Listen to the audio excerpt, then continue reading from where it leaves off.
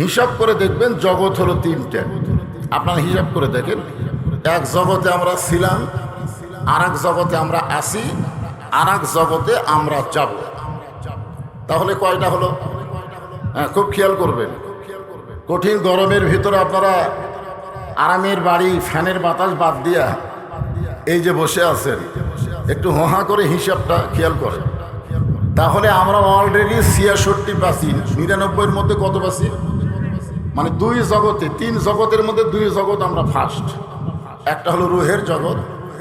রুহের জগতে আল্লাহ আমাদের পক্ষে থাকার কারণে দুনিয়ার জগতে আল্লাহ আমাদেরকে মুসলমানের ঘরে কবুল করেছেন। আপনারা বলেন তো, রুহের জগতে খালি আমাদের রুহ ছিল না আরো রুহ ছিল? ওই হিন্দু, বৌদ্ধ, খ্রিস্টান, ইহুদি সকলে রুহই তো রুহের জগতে ছিল। কিন্তু আল্লাহ তাআলা আমাদের রুহগুলোকে এত পছন্দ করেছেন, যার কারণে দুনিয়ার জগতে আল্লাহর পছন্দনীয় ইন্না দীনা ইনদাল্লাহিল ইসলামের মধ্যে আমাদেরকে কবুল করেছেন। তাহলে দুই জগতে আমরা আল্লাহর পক্ষে, আল্লাহ আমাদের পক্ষে। জোরে কান সুবহানাল্লাহ। আর সামনে আর একটা জগৎ আছে। তাহলে 33 রুহের জগতের পাইছি, দুনিয়ার জগতেরও আমরা 33 পাইছি। এখন আখিরাতের জগতের 33 যদি এই দুনিয়াতে আমরা অর্জন করতে পারি, বিনা হিসাবে আল্লাহ আমাদেরকে জান্নাত দিয়ে দিবে। আমাদের কোনো হিসাব লাগবে না। আপনারা মনে করতেছেন যে 66 যখন পাচ্ছি তো ফার্স্ট ক্লাস নম্বর পাচ্ছি, হিসাব যদি দেওয়া লাগে কিছু দিয়ে আমরা জান্নাতে যাব। আপনারা বলেন, আল্লাহর সামনে হিসাব দিয়ে জান্নাতে যাওয়ার মতন কোনো যোগ্যতা আমাদের আছে? কোনো যোগ্যতাই নেই। বরং আমরা আজকের মাহফিলের মাধ্যমে কোরআন হাদিসের আলোকে এমন কিছু আলোচনা শুনবো, যে আলোচনা শোনার পরে আমল করলে বাকি 33 নম্বর অর্জন করে 99 নম্বর পাইয়ে আমরা যেন বিনা হিসাবে জান্নাত পাই। আল্লাহ যেন কবুল করে, সকলে বলে আমিন। আমাদের একটা প্লাস পয়েন্ট কি জানেন? কোনো কারণে যদি আমরা ঠেকে যাই, ঠেকে যাওয়া বোঝেন না? আমাদের কাহালুতে একটা ভাষা হলো, যদি ঠেকে যাস আমাকে বলিস।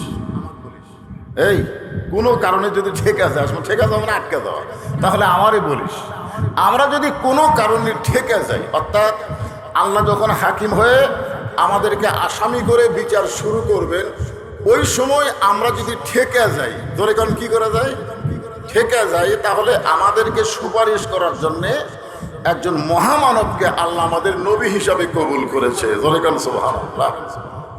যে নবী সম্পর্কে একটা গানও আছে, আছেন আমার মুক্তার, আছেন আমার ব্যারিস্টার, শেষ বিচারের হাইকোর্টেতে তিনি আমায় করবেন পার, আমি পাপী তিনি জামিনদার। আল্লাহ যখন হাকিম হয়ে আমাদেরকে আসামি বানায় বিচার শুরু করবেন, ওই সময় আমাদের নবী, শুধুমাত্র আমাদের নবী, ধরে কারণ সুবহানাল্লাহ। এটা কত বড় কপাল যে আমরা ভাগ্যগুণে এমন একজন নবী পেয়েছি, যেই নবী আমাদের উকিল হয়ে, ব্যারিস্টার হয়ে আল্লাহর কাছে আমাদের ব্যাপারে ওকালতি করে আমাদেরকে সুপারিশ করে জান্নাতে নিয়ে যাবে। আমাদের আর কোনো টেনশন আছে? এমন একটা বিশ্বনবীর উম্মত হওয়ার কারণে আপনারা খুশি না বেজার? তাহলে জবান খুলে আর একবার বলি আলহামদুলিল্লাহ। আমরা আল্লাহর প্রশংসা করার কারণ হলো, এই যে কোরআনের তাফসীর শুনতে আইছেন, আপনারা সত্যি করে বলেন তো, এই কোরআনের মধ্যে কোনো সন্দেহ আছে? আপনার কি কোরআন কোনোদিন হাত দিয়ে সবাই ধরছেন? সবাই কিন্তু এখানে যত মানুষ কোরআন আলোচনা শুনতে আইছে সবাইকে এটা ধরছেন? এটা ধরবার গেলেও কিন্তু ঠেলা আছে। মন চাইলেই কিন্তু কোরআন শরীফ ধরা যায় না, এটা ধরতে গেলে পবিত্র হয়ে ধরা লাগে। একথা আল্লাহ বলেছেন, লা ইয়ামাসসুহু ইল্লাল মুতাহহারুন। ততক্ষণ পর্যন্ত তুমি কোরআন শরীফ স্পর্শই করতে পারবে না যতক্ষণ পর্যন্ত তুমি পবিত্র না হবে। এখন চিন্তা করেন, যেই কোরআন ধরতে গেলে পবিত্র হওয়া লাগে, সেই কোরআনটা কেমন কিতাব? জালিকাল কিতাব লা রাইবা ফিহ। আল্লাহ বলেছেন কেমন কিতাব? এমন কিতাব যে কিতাবের মধ্যে কোনো সন্দেহ নাই, কোনো ধোঁকা, কোনো গোঁজামিল। হুদাল লিল মুত্তাকিন, পাইকারি হারে সবাইকে এই কোরআন হেদায়েত দিবে না। কেবলমাত্র যারা মুত্তাকি বান্দা হবে তাদেরকেই আল্লাহর কোরআন হেদায়েত দিবে। আপনারা বলেন তো, নবী যখন কোরআন তেলাওয়াত করছে তখন কি আবু জেহেল শোনেনি? তখন শোনে নাই? শুনছে। কিন্তু আপনারা তো বসে বসে শুনতেছেন, আবু জেহেলের বসারও জায়গা ছিল না। ওই চোরের মতন চুপি চুপি দাঁড়ায় দাঁড়ায় কোরআন শরীফ শুনছে। সকালবেলা গিয়ে মিটিংয়ের মধ্যে হঠাৎ মুখ ফসকে বলে দিছে, এত সুন্দর কোরআনের বাণী, রাতটা কোন দিক দিয়ে গেল আমি বুঝবারই পারিনি। সুবহানাল্লাহ। দেখেন, আবু জেহেলকে কোরআনের বিপক্ষে বলতেছে যে এত সুন্দর কোরআনের বাণী, শুনতে শুনতে রাতটা কোন দিক দিয়ে গেল আমি বুঝবারই পারিনি। তা আবু সুফিয়ান বলতেছে, নেতা, যেই কোরআন শুনতে শুনতে রাত কোন দিক দিয়ে চলে যায় বোঝা যায় না, সেই কোরআন ধরলে অসুবিধা কি? মানে শুনলেই যদি এত মজা হয় তাহলে এটা ধরলে সমস্যা কি? আবু জেহেল বলতেছে, এই কোরআনকে যদি আমরা ধরি তাহলে আমাদের ভুয়া নেতৃত্ব চলবে না, আসল নেতা হয়ে যাবে আব্দুল্লাহর এতিম পোলা। আজও বাংলাদেশে এই কোরআনের বিরুদ্ধচারণ যারা করতেছে তারা বাংলাদেশে ভুয়া নেতাগিরি করতে চায়। জোরে কোন কথা ঠিক কিনা? আবু জেহেলের দোসর যারা এই কোরআনের বিরুদ্ধচারণ করবে তারা, আর আবু বকরের পক্ষে যারা কোরআন নিয়ে চলবে তারা দরকার জীবনের বিনিময়ে হলো এই বাংলার জমিনে আল্লাহর কোরআনের বিজয় চাবে। জোরে কোন কথা ঠিক? হ্যাঁ, এখন খুব খেয়াল করবেন যে কোরআন আল্লাহ আমাদেরকে হেদায়েত স্বরূপ নির্ভেজাল দিয়ে দিলেন, আমরা সে কোরআন থেকে আলোচনা শুনব। আল্লাহ বলেছেন শুনলে শুধু হবে না, আতাআনা, এটাকে গ্রহণ করা লাগবে। গ্রহণ করার নিয়তে আমরা এখন কোরআন শরীফ শোনা শুরু করে দিলাম। আল্লাহ বলতেছেন, আল্লাযী খালাকাল মাউতা ওয়াল হায়াতা লিয়াবলুয়াকুম আইয়ুকুম আহসানু আমালান ওয়া হুয়াল আজিজুল গফুর। মৃত্যু, শোনেন, আগে আল্লাহ এখানে মৃত্যুর কথা বললেন, কারণ আমরা যে দুনিয়াতে এসেছি থাকার জন্য না যাওয়ার জন্য? সবাই বলেন, কখন যাবেন? না মনে আছে তো, যেভাবে চাল চলন আমাদের, আমরা যেভাবে চাল চলন, যেভাবে কথাবার্তা, তাতে আমরা তো যাবো। অনেকের কথাবার্তা শুনলে এটা মনেই হয় না। বলে না, এ দেশ আমার বাপের, এ দেশ আমার, এ দেশ আমার বাপের, এ দেশ আমার। তাহলে 5ই আগস্টে তুমি কোথায়? 41 সালের আগে হামাকর নামা রেখে তাহলে তোমরা এখন নামে কোন জায়গায়? আসলে আমরা কেউ থাকতে এসে নাই, সবাই যাওয়ার জন্য এসেছি। এই কথাটা মনে রাখবেন, কারণ আল্লাহ বলতেছেন আল্লাযী খালাকাল মাউতা ওয়াল হায়াতা, আগে মরার কথা তারপরে বাঁচার কথা। এখানে আল্লাহ তাআলা মৃত্যুর কথা আগে বলার কারণ হলো এই দুনিয়া এমন একটা জায়গা, এখানে আসার পরে দুনিয়ার মহব্বত যাদের কলিজার মধ্যে থাকবে। ইমাম গাজ্জালী বলেছেন, আমার কাছে ওই মতটাই হলো সবচাইতে গুরুত্বপূর্ণ মত, যেই মত পান করলে মানুষ আজরাইল না দেখা পর্যন্ত হুঁশ পায় না। ছাত্র বললেন, হুজুর এমন মদের খবর তো আমরা শুনিনি। মদ মানুষ সকালে পান করলে 2-4 ঘন্টা পরে সে আবার ঠিক সুস্থ হয়ে যায়। তো এমন মদ কোনটা যেইটা মানুষ একবার পান করলে আজরাইল না দেখলে আর হুঁশ হয় না? ইমাম গাজ্জালী বললেন, ওই মদের নাম হলো দুনিয়ার মহাব্বত। দুনিয়ার মহাব্বত যদি একটাবার কোনো মানুষের কলিজার মধ্যে ঢুকে যায়, ওই মানুষ কিন্তু তখন ভুল বকে। ভুল বকা বোঝেন না? মদ খালে মানুষ কি ঠিক বলে না ভুল বলে? ভুল বকে। এই দেখতেছেন, এই পুকুর আমার, এটা কিন্তু শাহাদত আঙ্গুলি। শাহাদত আঙ্গুলি আশহাদু আল্লা ইলাহা ইল্লাল্লাহ। আপনার তোলেন না এরকম? আত্মাহিয়তের মধ্যে তোলেন কি তোলেন না? এটা যে আপনি আল্লাহর সাক্ষ্য দিচ্ছেন, তাহলে আপনি কি বলতেছেন? ওই পুকুর আমার। তাহলে আপনি সাক্ষী দিলেন ওই পুকুর আমার, ওই জমি আমার, ওই বাড়ি আমার। তখন 2 কান্দের ফেরেশতা বলতেছে, আল্লাহ ঈদে শাহাদত আঙ্গুলি দিয়ে বলতেছে ওই পুকুর আমার, ওই জমি আমার, ওই বাড়ি আমার। আল্লাহ বলতেছে, মদ খাচ্ছে রে, মদ খালে মানুষ ভুল বকি। وأنفقوا مما رزقناكم من قبل أن يأتي أحدكم الموت। যখন মৃত্যু এসে যাবে, মৃত্যু যখন তার কাছে আসবে, তখন সে বলবে, ভাই এত তাড়াতাড়ি আমার মৃত্যু হবে আমার জানাই নেই। আমি মনে করছিলাম আরো বহুদিন দুনিয়াতে থাকবো, কিন্তু এত তাড়াতাড়ি আমার মৃত্যু হবে আমি তো খেয়াল করিনি ভাই। আমার যা আছে সহায় সম্পত্তি বাড়ি গাড়ি যা আছে সব তোমাকে দিয়ে দিচ্ছি, সব আজরাইল দিয়ে দিচ্ছি বা আল্লাহ দিচ্ছি, আমাকে একটা বছর হায়াত দেওয়া লাগবে। কয় বছর? 1 বছর হায়াত দেওয়া লাগবে। তখন আজরাইল বাম হাতে একটা চড় মারে সব, ওই চড় খায় আমি পেশাব পায়খানা করে। যারা লাশ ধোয়ায় তাদেরকে শুনে দেখবেন, কতক মানুষ গোসল করার সময় দেখতে পায় যে পেশাব পায়খানা করে সব নাকে ফেলে দিছে, আবার কতক মানুষ গোসল করার সময় দেখা যায় যে কিছুই বের হয়নি। তার মানে কি বোঝা গেল? এই লোকটা দুনিয়ার থেকে যাবার চাইনি, আল্লাহকে ঘুষ দিবার চাই। তখন আজরাইল বলে, পাগল, তুই যেগুলো দিবার চাচ্ছিস এগুলা কার? জোরে বলেন কার? পরের জায়গা পরের জমি, সবাই বলেন পরের জায়গা পরের জমি, ঘর বানায় আমি রই, আমি কিন্তু জায়গার মালিক নই। জমিদারের ইচ্ছা মতন, জমিদারের ইচ্ছা মতন দেই না জমিন চাষ, তাই তো ফসল ফলে না রে দুঃখ 12 মাস। আমি খাজনাপাতি সবই দিলাম, তবু জমিন হয় যে নিলাম, এই দুঃখের কথা কারে কই, পরের জায়গা পরের জমি, ঘর বানায়া আমি রই। জমিদারকে? আল্লাহ। জোরে বলেন জমিদারকে? জমিদারের ইচ্ছা মতো, জমিদার ইচ্ছা করেছে যে আমার কোরআন দিয়া তোমরা বাংলাদেশ আবাদ করো। জোরে কোন কথা ঠিক কিনা? জমিদারের ইচ্ছা মতন দেই না জমিন চাষ, মানে মানুষের তৈরি আইন দিয়ে আমরা দুনিয়াতে চলতেছি, যার কারণে আমরা মরার কথা ভুলে গিয়েছি, খালি বাঁচার চিন্তা করতেছি। জোরে কোন কথা ঠিক কিনা?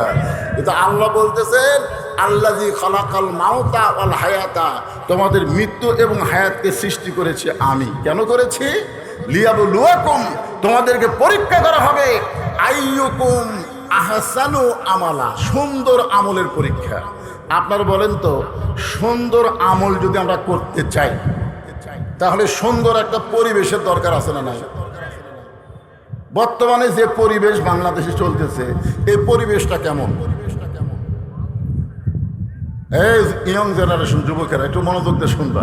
আমি আজকে মাহফিলে দেখলাম মুরব্বীদের চাইতে যুবকই বেশি। এই জন্যে যুবকদেরকে একটু সাইজ করার কথা বলার দরকার আছে না? হ্যাঁ, খুব মনোযোগ দিয়ে শুনবেন।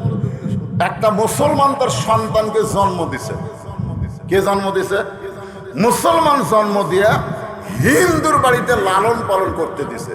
10 বছর পরে মুসলমান ওই সন্তানকে ফেরত নিয়েছে। আপনারা বলেন তো, ওই সন্তান আল্লাহ আল্লাহ বলবে না ভগবান বলবে? কেন বলবে? কারণ মুসলমান জন্ম দিলে তো হবে না, লালন পালন হয়েছে কার বাড়ি? আবার হিন্দু জন্ম দিয়ে মুসলমানের বাড়িতে লালন পালন করছে 10 বছর, এখন হিন্দু তার সন্তানকে ফেরত নিছে। এখন আপনার বলেন তো, এই সন্তান ভগবান কবে না আল্লাহ কবে? তাহলে কি বুঝলেন? যে জন্ম দিলেই মুসলমান হিন্দু হয় না, মুসলমান হিন্দু হয় পরিবেশের কারণে। বর্তমানে বাংলাদেশে যেই পরিবেশ চলতেছে, এই পরিবেশ কোনোদিন ঈমান রক্ষা মুসলমানের পরিবেশ হতে পারে না। জোরে কোন কথা ঠিক কি না? তাহলে ঈমানকে রক্ষা করার, মুসলমানের পরিবেশ তৈরি করতে গেলে আইয়ুকুম আহসানু আমালা, আল্লাহ বলেছেন তোমাদের সুন্দর আমলের পরীক্ষা হবে। এই সুন্দর আমল আমরা করতে চাই। জোরে বলেন সুন্দর আমল আমরা করতে। যারা বলতেছেন আল্লাহ, আপনারা চান না সুন্দর আমল করবো, চান কি চান না? তাহলে জবান করে বলতে হবে সুন্দর আমল আমরা করতে, কিন্তু সুন্দর আমল করার পরিবেশ নেই। মনে করেন, আমি একটা দৃষ্টান্ত দিচ্ছি, আপনি বাড়ি থেকে মসজিদের সামনে কাতারে জোহরের নামাজ পড়বেন, সামনে কাতারে আপনি জোহরের নামাজ পড়বেন, এই নিয়তে ওযু করে বাড়ি থেকে আপনি রওনা দিলেন।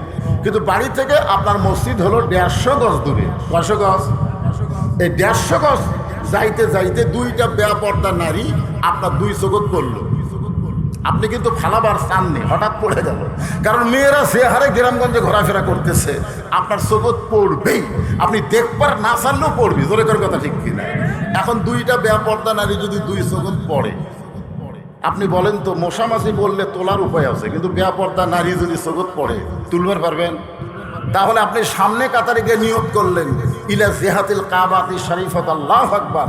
আপনার মুখ আছে কাবার দিকে, চোখ আছে সেজদার দিকে, আর মন খালি বলতেছে রাস্তাত কি দেখলাম রে, রাস্তাত কি দেখলাম রে। আপনার বলেন তো নামাজ হবে? যখন নামাজ হবে। তাহলে মসজিদ ভালো হয়ে তো লাভ না, বাড়ি ভালো হয়ে লাভ না, আপনার নিয়ত ভালো হয়েও লাভ না, আপনার রাস্তা ভালো হওয়া লাগবে।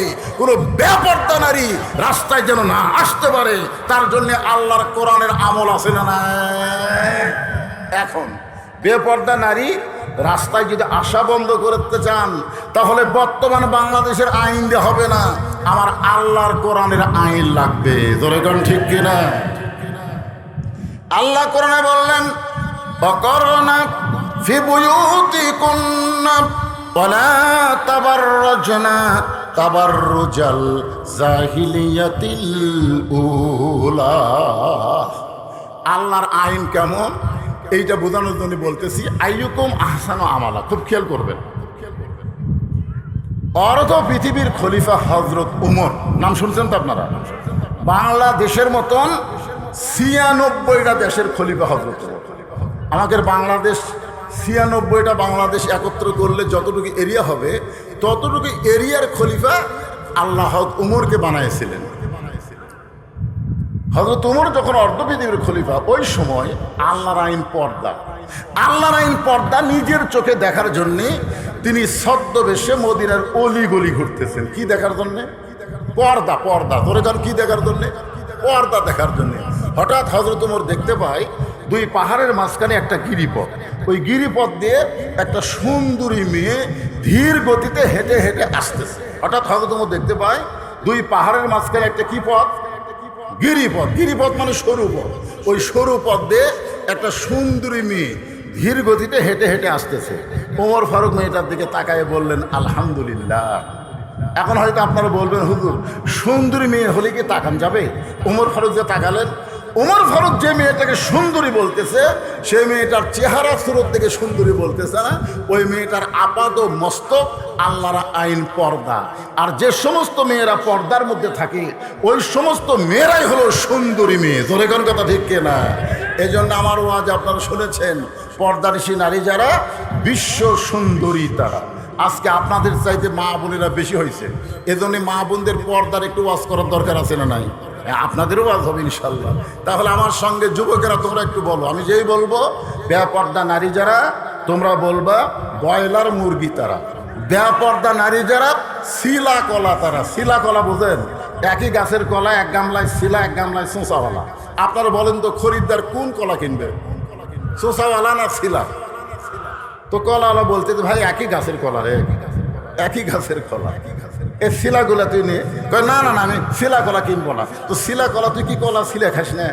শিলাই খাই। তো আগে থেকেই শিলা আছে, তাই না? আগে থেকে যেই কলা শিলা থাকে, এই কলা যেমন খরিদ্দার কিনে না। যে মেয়েরা বেপর্দা থাকে, কোনো যুবক মন চাইলেও সেই মেয়েকে বিয়ে করে তার ঘরে শান্তি আনতে পারবে না। ধরে কোন কথা ঠিক কিনা? এই জন্য আমার সঙ্গে সকলে বলতে হবে, আমি যেই বলবো পর্দানিশী নারী যারা, আপনারা স্বতঃস্ফূর্তভাবে বলবেন বিশ্ব সুন্দরী তারা। পর্দানিশী নারী যারা। আর যে বলবো বেপর্দা নারী যারা, আপনারা বলবেন বিশ্ব বেহায়া তারা।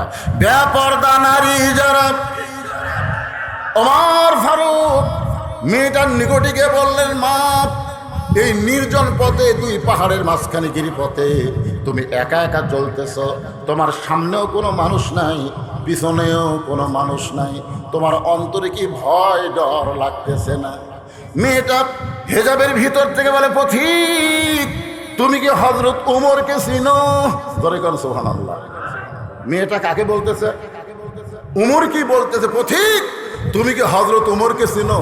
যদি হযরত উমরকে চিনতা তাহলে এরকম বেসাইদা কথা বলতাম। ওমর ফারুক বললেন, আমি কি বেসাইদা কথা বললাম? মেয়েটা বলতেছে, ওমর ফারুক যেদিন থেকে আল্লাহর কোরআন দিয়ে রাষ্ট্র চালায়, সেদিন থেকে পৃথিবীতে এক প্রান্ত থেকে আর এক প্রান্তে একটা মহিলা যাবে, তার কলিজায় আল্লাহ ছাড়া অন্য কারো ভয় থাক।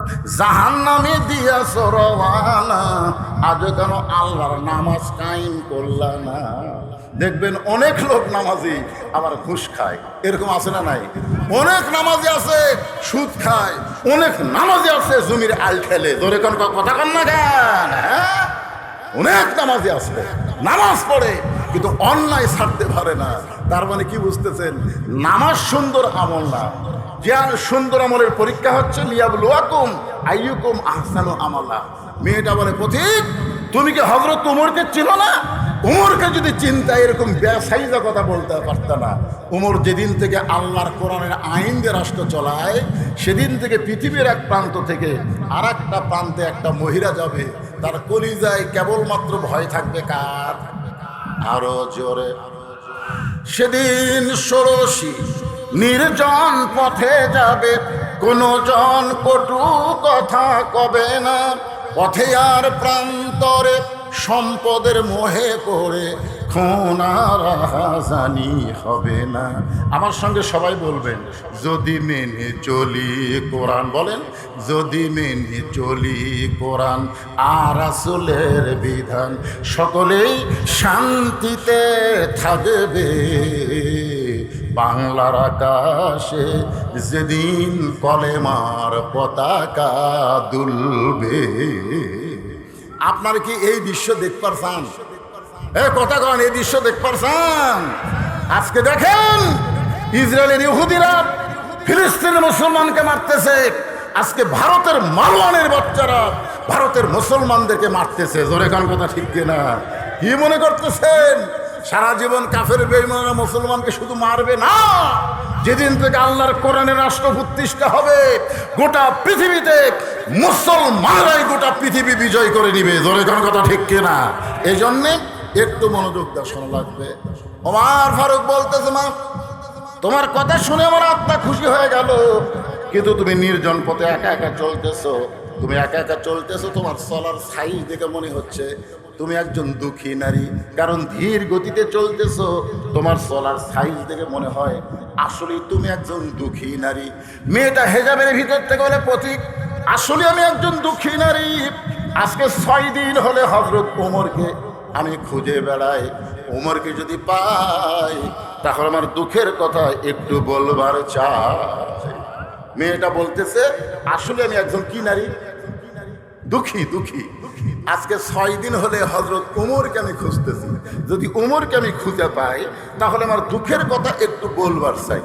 আপনারা বলেন তো, মেয়েটা যার সঙ্গে কথা বলতেছে তার নাম কি? জোরে বলেন, নাম কি?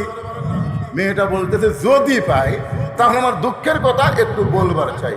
ওমর ফারুক বললেন, মা তুমি যে উমরকে খুঁজতেছো সেই উমর হচ্ছে অর্ধ পৃথিবীর খলিফা। তাকে যদি তুমি পাবার চাও তাহলে গণভবনে যাও, বঙ্গভবনে যাও, রাষ্ট্রীয় ভবনে যাও। এইগুলো ভবন এলাকায় না যায় তুমি 2 পাহাড়ের মাঝখানে উমরকে খুঁজতেছো। উমরকে উঠ দুম্বা যে 2 পাহাড়ের মাঝখানে তুমি উমরকে পাবা? মেয়েটা বলে, পথিক তোমার ভিতরে যদি আল্লাহর কোরআন থাকতো তাহলে এরকম বাজে কথা বলার সাহস তোমার হতো না। তুমি জানো আল্লাহর কোরআন দিয়ে যেদিন থেকে রাষ্ট্র চলবে সেদিন থেকে নেতা খোঁজা লাগবে না, নেতারাই দুঃখী মানুষকে খুঁজে বেড়াবে। আমার ঈমান বলতেছে 6 দিনের মধ্যে উমরকে পাইনি, আর 1 দিনের ভিতরেই হযরত উমরকে আমি পেয়ে যাব ইনশাআল্লাহ। মেয়েটা কি বলতেছে? যেদিন থেকে আল্লাহর কোরআন দিয়ে রাষ্ট্র চলবে সেদিন থেকে নেতারাই দুঃখী মানুষকে খুঁজবে। আমাদের ভোটের আগে নেতারা দুঃখী মানুষের কাছে আসে না? গরিবের বন্ধু, সমাজসেবক, জনদরদি, এই কয়ে ভোট পায় নেতা এমপি হয়ে যায়। নেতার বদল কাছে থাকে না, থাকে। মাঝে মধ্যে নেতা বেড়াবার আসে, চামচার অত্যাচারে একটা গরিব নেতার কাছে যাবার পারে না। জোরে কোন কথা ঠিক কিনা? এরা নেতা না, এরা হলো আবু জেহেলের দোসর। জোরে কোন কথা ঠিক কিনা? এরা মানুষকে ধোকা দিয়ে বোকা বানায়, নরম কথা কয়, আর ভোট পাইলি সামার হয়ে যায়। কথা কন ঠিক কিনা ভাইজান? কিন্তু যেদিন আল্লাহর কোরআন দিয়ে রাষ্ট্র চলবে সেদিন থেকে নেতা খোঁজা লাগবে না, নেতারা এই দুঃখী মানুষকে খুঁজে বেড়াবে। আল্লাহর কোরআন দিয়ে যেদিন রাষ্ট্র চলবে সেদিন গরিব মানুষ ধনীর বাড়ির যাওয়া লাগবে না, বরং ধনীরাই গরিবের দরজায় ঘুরবে। একটা গরিবও ধনীর বাড়ি যাবে না, কারণ ধনীর জাকাত গরিবের নিবার যাবে না। ধনীর জাকাত গরিবদেরকে দিবার আসতে হবে। জোরে কথা কর না কে?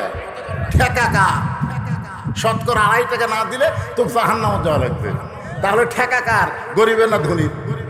তো ধনী ঠেকাত পড়ে 1 ব্যাগ টাকা নিয়ে গরিবের বাড়ির দরজায় ঘুরতেছে, ভাই গরিব আমার জাকাতের 1 ব্যাগ টাকা আছে ভাই, তোমরা টাকাটা লিয়ে আমাকে মুক্তি দাও তো।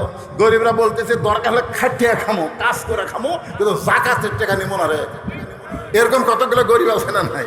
আমার এক দাদা ছিল, তাকে গ্রামের লোক মুরব্বী দেখে দাওয়াত দেয় রোজার মাসে, যে মুরব্বী আমার বাড়িতে আজকে আপনার ইফতারের দাওয়াত। আমার দাদা সোজাসুজি বলতো, সারাদিন কষ্ট করে রোজা রাখছি আর ইফতার করে তো সব দিব নাকি? দরকার হলে পানি খাই ইফতার করবো রে, কিন্তু কারো বাড়ির যে আমি ইফতার করবো না। আমার দাদারে কেউ কোনোদিন ইফতার করাবার পারেনি। আমি পরে বুঝাইছি, দাদা কারো বাড়িতে ইফতার করলে আপনার সওয়াবের কমতি হবে না দাদা, বরং তারও সওয়াব হবে, আপনারও হবে, অসুবিধা কি? তুই যতই বুঝে আমি বুঝি না। যখন মানুষের মধ্যে ঈমান পরিপূর্ণ হবে, ওই মানুষটা ইয়াকা নাবুদু ওয়া ইয়াকা নাস্তাইন, আল্লাহর গোলামি করবে, আল্লাহর কাছে পাওয়ার আশায়। দুনিয়ার কোনো ধনী মানুষের কাছে তার চাহিদা থাকবে না। ধরে কার কথা ঠিক কিনা? এক ব্যাগ গেলে 7 দিন ধরে ঘুরেছে, একটা গরিব লাইনি। মনের দুঃখে লোকটা মরুভূমিতে গেছে, দেখি গরিব পাওয়া যায় কিনা। আর বলতেছে, আল্লাহ কোরআন দিয়ে তখন রাষ্ট্র চলবে, তখন গরিব হয় ভালো, গরিব হয় ভালো। গরিবরা খালি সিনার টান করে বসে আছে, আর আমরা ধনীরা ফকিরের মতন ঘুরতেছি। 7 দিন ধরে ঘুরলাম, একটা গরিব পাওয়া গেল না। মরুভূমির মধ্যে গিয়ে দেখে গাছের ছায়ায় একজন বস্তা মাথার দিয়ে ঘুম পাড়তেছে। দেয়া গেল মনে করছে এটাই গরিব, এই মনে করে সালাম দিছে, আসসালামু আলাইকুম। বস্তাওয়ালা মাথা তুলে বলতেছে আলহামদুলিল্লাহ। দেয়া গেল বলে, কে ভাই তোরে সালাম দিলাম রে, তুই ওয়ালাইকুম আসসালাম না বলে আলহামদুলিল্লাহ বলিস কেন? বলে এক বস্তা টাকা নিয়ে 15 দিন ঘুরতেছি ভাই, একটা গরিবও পাইনি, তোকে দেখে গরিব মনে করে আল্লাহর শুকরিয়া আদায় করছি। দেয়া গেল বলতেছে আমি ঘুরি 7 দিন, তুই ঘুরিস 15 দিন, তাহলে গরিব গেল কোথায়? আস্তাইনু বিসসবরি ওয়াস সালাত, ধৈর্যের নামাজ নিয়ে আল্লাহর কাছে জানতে চাই, আল্লাহ কোরআন দিয়ে যখন রাষ্ট্র চলবে তখন গরিব কোথায় যাবে? আল্লাহ বলতেছেন, যখন কোরআন দিয়ে রাষ্ট্র চলবে, সুদ ভিত্তিক অর্থনীতিকে যখন তারা দাফন করে দিয়া যাকাত ভিত্তিক অর্থনীতি চালু করবে, তখন আল্লাহ রহমত আর বরকতের দরজা খুলে দিবে। মানুষের মধ্যে খাই খাই 3 তলা করা লাগবে, 4 তলা করা লাগবে, 5 তলা করা লাগবে, 10 তলা করা লাগবে, এরকম কোনো টেনশন থাকবে না। তাদের একটাই টেনশন, যে কোনো সময় মরা লাগবে। জোরে কোন কথা ঠিক কিনা? তারা উপর দিকে তাকাবে না, এটা কার বাড়ি রে, এই 4 তলা এটা কার বাড়ি রে, ওই দিকে তাকাবে না। তারা সবসময় নিচের দিকে তাকায় থাকবে, এই মাটির নিচে আমার বাড়ি হবে। জোরে কোন কথা ঠিক কিনা? নিচে মায়ায় বন্দি থাইকা করলাম কত খেলা, পশ্চিমে তাকায়া দেখো তোমার ডুইবা গেছে বেলা। এক পলকের নাই ভরসা, মিশে সকল আশা, কখন বুঝি দারুণ ঝড়ে ভাঙবে তোমার বাসা। ওমর ফারুক বললেন, মা উমরকে 6 দিন হলে তুমি খুঁজতেছ, আমি হইলাম সেই উমর। সুবহানাল্লাহ। মেয়েটা বলতেছি, আমিরুল মুমিনিন, আপনি যদি সেই উমর হন তাহলে চোরের মতন। কার মতন? জোরে কন, কার মতন? কথা কন না কেন, কেমন লাগে? আরে যতদিন পর্যন্ত কোরআনের রাষ্ট্র কায়েম না হবে, ততদিন পর্যন্ত গোটা বাংলাদেশ অন্ধকারে নিমজ্জিত থাকবে। জোরে কন কথা ঠিক কিনা? খালি বাড়ি এরকম বাতির আলো দেখলে হবে না তো। কি সুন্দর একটা গান গাইলো না, ইমানের দাবি যদি কোরবানি হয়, সেই দাবি ঘরে বসে থাকা নয়। শোনেননি আপনারা? মনোযোগ দিয়ে শোনেননি? একটু মনোযোগ দেন। মেয়েটা বলতেছে, আমিরুল মুমিনিন, আপনি যদি সেই উমর হন তাহলে চোরের মতন একা একা কেন ঘুরতেছেন? আপনার কি চামচা নাই? ধরে কন কি নাই? কথা কন না কেন, কি নাই?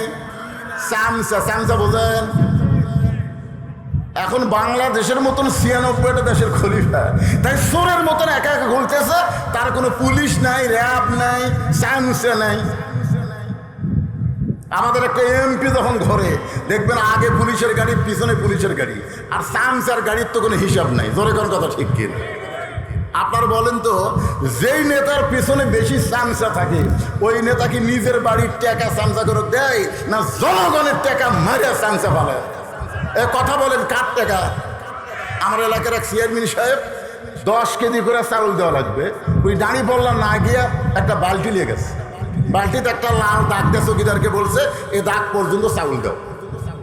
চকিদার চাউলের ঠিপের থেকে বালতির দাগ পর্যন্ত চাউল দেয়। একজনের সন্দেহ হয়েছে, কে রে, লেখা আছে 10 কেজি, আর দাড়ি বললাম না দিয়া বালতি দিয়ে দিল। মাপা দেখি তো, মাপা দেখে 8 সের। 10 কেজি জায়গায় কয় সের? মনে করছে লেখা আছে 10 কেজি, আর দিল 8 সের। চেয়ারম্যানের কাছে যাই একটু বলি, তো চেয়ারম্যানকে বলতে, চেয়ারম্যান সাহেব আমার এই কার্ডে লেখা আছে 10 কেজি আর আপনি দিলেন 8 সের। চেয়ারম্যান বলতে স্যার নাম কাটে দে, নাম কাটে দে।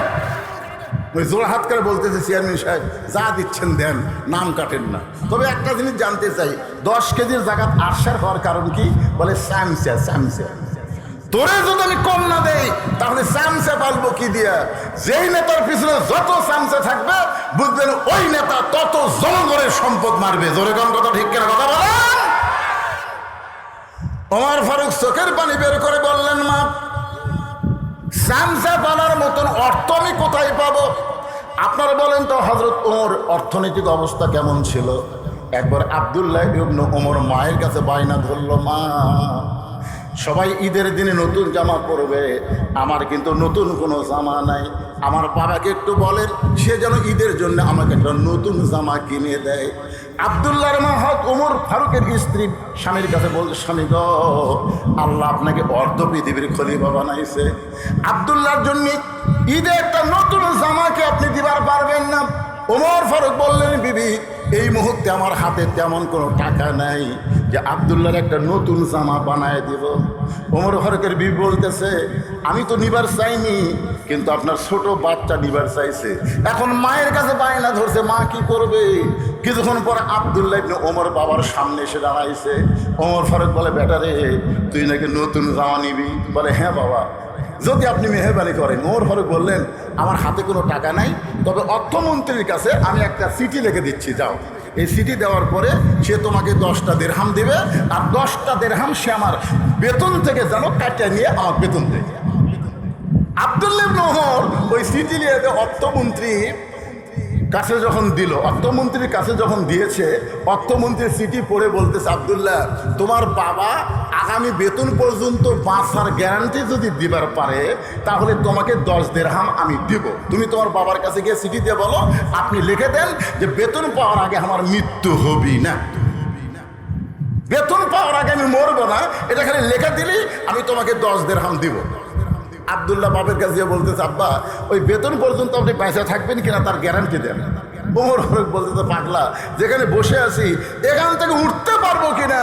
কারণ আল্লাহ বলেছেন, খালাকাল মাউতা ওয়াল হায়াতা, আগে মৃত্যু তারপরে জীবন। চিন্তা করে দেখেন, অর্ধপৃথিবীর খলিফা হইয়া জুমার দিনে হয়তো ওমর খুতবা দিচ্ছেন, জুমার দিনে খুতবা দিচ্ছেন, মাঝখান থেকে এক মুসল্লি দাঁড়িয়ে বলতেছে, আমিরুল মুমিনিন আপনার খুতবা আমরা শুনবো না।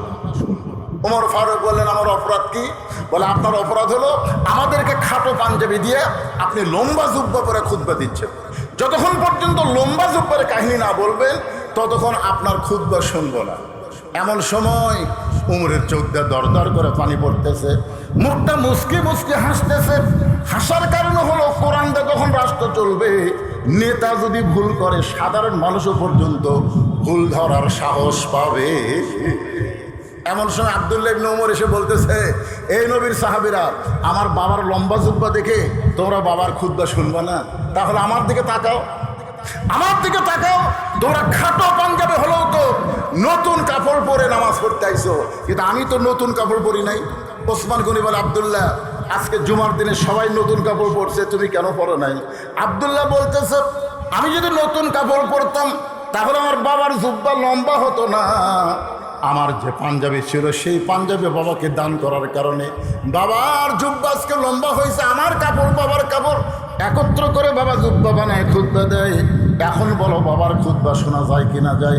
সমস্ত সাহাবীরা চিল্লায় বলে, আল্লাহর কোরআনতে যখন রাষ্ট্র চলবে এমন ভালো মানুষকে মুসলমান নেতা হিসাবে দেখতে পাবে। লিল্লাহে তাকবীর। ওমর ফারুক বললেন, মা এখন বলো, তুমি যে 6 দিন হলো আমাকে খুঁজতেছো, কয়দিন? 6 দিন হলো আমাকে খুঁজতেছো, কি জন্য খুঁজতেছো? তোমার দুঃখ কি? মেয়েটা বলতেছে, আমিরুল মুমিনিন আমার জীবনের সবচাইতে বড় দুঃখ হলো, এই মনোযোগ দিয়ে শুনবেন, আমার জীবনের সবচাইতে বড় দুঃখ হলো আমি 6 বছর বয়সে ঈমান গ্রহণ করছি। 6 বছর বয়সে কি গ্রহণ করছে? ঈমান গ্রহণ করছি। ঈমানের কলেমা পড়া সহজ। আমাদের যারা মুরব্বী আছেন তারা জানেন যে সভাপতি সাহেব আছেন, 71 সালে আমাদের বাংলাদেশের অনেক হিন্দুরা পাকিস্তান আর্মির ভয়ে কলমা মুখস্থ করছিল।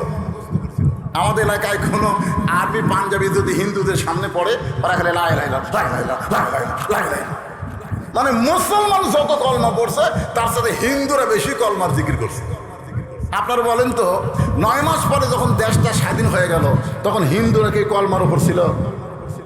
তবে হিন্দুরা একটা কথা বলেছে যে মুসলমানের কলমার দাম আছে। আমি কলম মুসলমানের দাম কেমনি বুঝলেন? বলে এই কলমা কয়া পাকিস্তানের আর্মির হাত থেকে আল্লাহ বাঁচাচ্ছে। তার মানে বোঝা গেল কলমা শুধু মুখে বললে হবে না, কলমাকে কলিজার মধ্যে জায়গা দেওয়া লাগবে। জোরে কোন কথা ঠিক কি না? মেয়েটা কি বলতেছে? 6 বছর বয়সে আমি ঈমান গ্রহণ করেছি।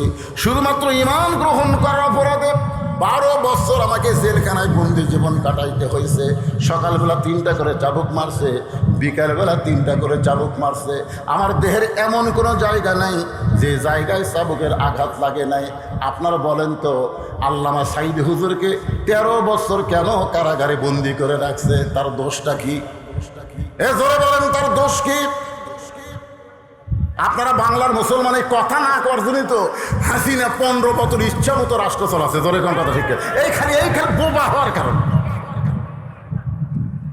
কথা কলেই যদি কিছু হয় শ্বাস তলে যায় ফিস ফিস করে গল্প করে। কে ভাই ফিস ফিস করে গল্প করতে? জোরে কন। দেওয়ালের কান আছে হুজুর, দেওয়ালের কান আছে। এই কথা না করার জন্য একটা কষাই, আমার এলাকার একটা কষাই বলেছে, হুজুর গরুর দাম ঠিক খুব একটা বাড়েনি, কিন্তু এই জনগণ কথা কয় না দেখে ইচ্ছা মতো আমরা দাম বাড়াই। 500 টাকার গোস্ত 550, কথা কয় না 600, কথা কয় না 650, কথা কয় না 700। ধরে করার কথা ঠিক কিনা? 10 জন গোস্ত না খেয়ে যদি বলা হয় গত হাটে 600 বেচছিস, আজকে 650 কেন? হিসেব দিবি, না হয় তোকে আজকে সাইজ করবো। একটা কষায় বাংলাদেশে গোস্তর দাম বাড়াবার পারতো না। জোরে কোন কথা ঠিক? এইখানে কথা কয় না, কথা বলেন না কেন? খুব খেয়াল করবেন। আল্লামা সাইদ হুজুর 50 বছর কোরআনের হক তাফসীর করেছে এবং প্রত্যেকবার কোরআনের তাফসীর করতে গিয়ে বলে, আমরা সিংহের শাবকের মতন চলবো, বাঁচতে হলে 1 ঘন্টা বাঁচবো, কিন্তু বিড়ালের মতন আমরা 500 বছর বাঁচতে চাই না। জোরে কার কথা ঠিক না? আল্লামা সাইদ হুজুর ভারতের চোখের দিকে চোখ রাঙ্গায় কথা বলেছে। ভারতের মালওয়ানের বাচ্চারা হাসিনের সাথে লাইন করে আল্লাহর ওলিকে অন্যায়ভাবে 13 বছর জেলখানায় বন্দি করে রাখছে। জোরে কোন কথা ঠিক না?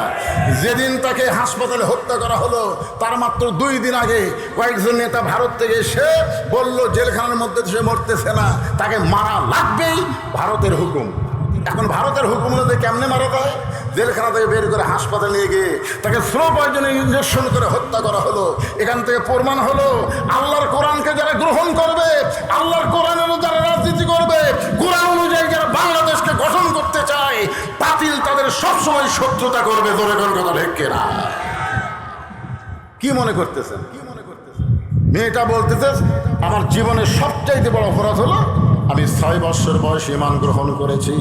শুধুমাত্র ঈমান গ্রহণ করার অপরাধে 12 বছর আমাকে জেলখানায় বন্দি জীবন কাটাতে হয়েছে। সকালবেলা 3টা করে চাবুক মারছে, বিকালবেলা 3টা করে চাবুক মারছে। আমার দেহের এমন কোনো জায়গা নাই যে জায়গায় চাবুকের আঘাত লাগে নাই। আমির আল মুমিনিন, আমি যেই দেশে জন্মগ্রহণ করছি ওই দেশের নাম হলো রোম দেশ। ধরে কোন কি দেশ? কিছুদিন আগে আপনি রোম পারস্য দখল করছেন। সুবহানাল্লাহ বলেন। কিছুদিন আগে আপনি রোম পারস্য দখল করে বলেছেন মুসলমান কোনো রাষ্ট্র যখন দখল করবে ওই রাষ্ট্র তখন আল্লাহর কোরআন দিয়ে চলবে। আর আল্লাহর কোরআন দিয়ে যখন রাষ্ট্র চলবে তখন অযথা জেলখানার কোনো দরকার। আপনি জেলখানার দরজাগুলো মুক্ত করে দিলেন। আমি একজন দাদা আমার খ্রিস্টান, আমার বাপও খ্রিস্টান।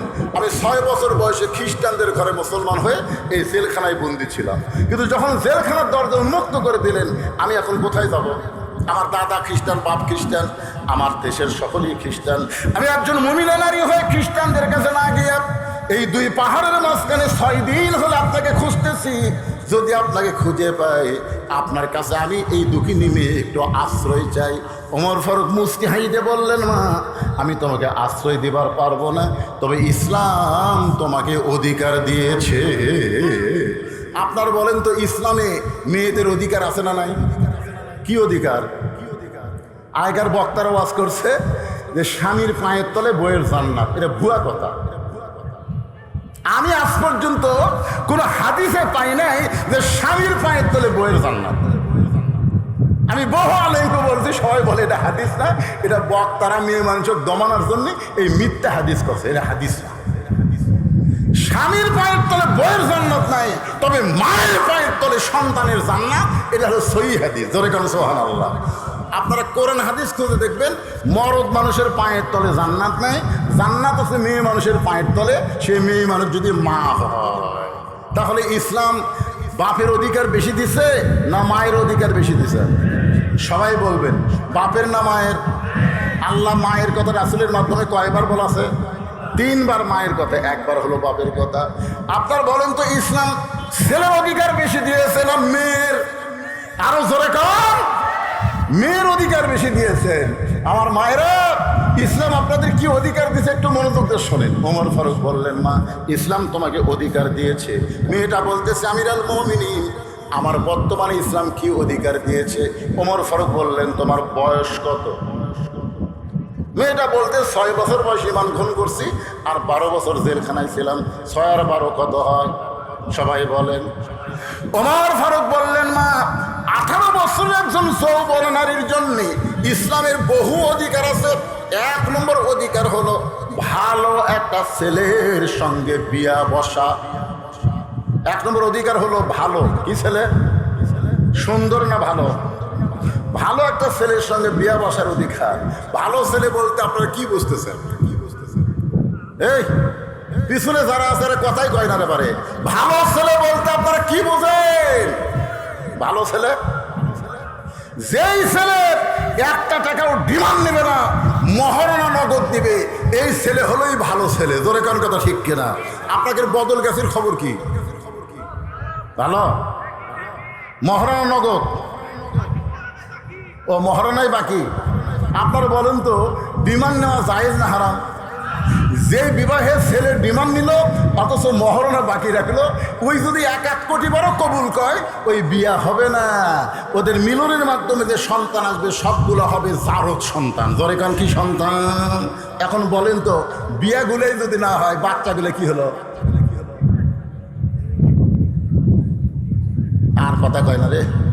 এবার আসল জায়গাটা আটকে গেছে। আপনারা বলেন তো, ডিমান্ড নেওয়া জায়েজ না হারাম? আর মহারণা দেওয়া সুন্নত না ফরজ? জোরে বলেন। মহারণা দেওয়া হলো ফরজ। ভালো ছেলের গুণই হচ্ছে যে ডিমান্ড নেবে না, মহারণা নগদ দিবে। ওমর ফারুক বললেন, মা তুমি একজন মহিলা, তুমি ভালো ছেলে কোথায় পাইবা? তোমার তো কোনো অভিভাবক নাই, আমি তোমার অভিভাবক হয়ে একটা ভালো ছেলের কথা বলি, দেখো তো ছেলেটা তোমার পছন্দ হয় কিনা।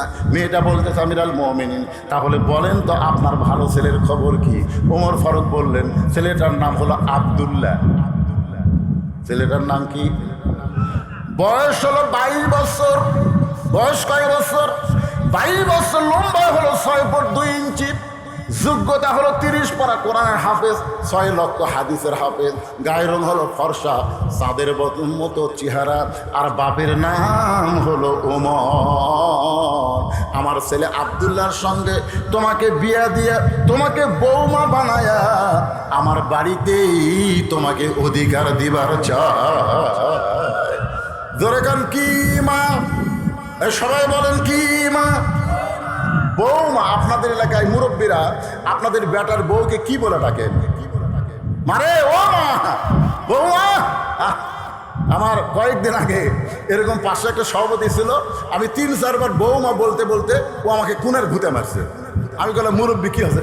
এই কথা কন্যা তো কিসে?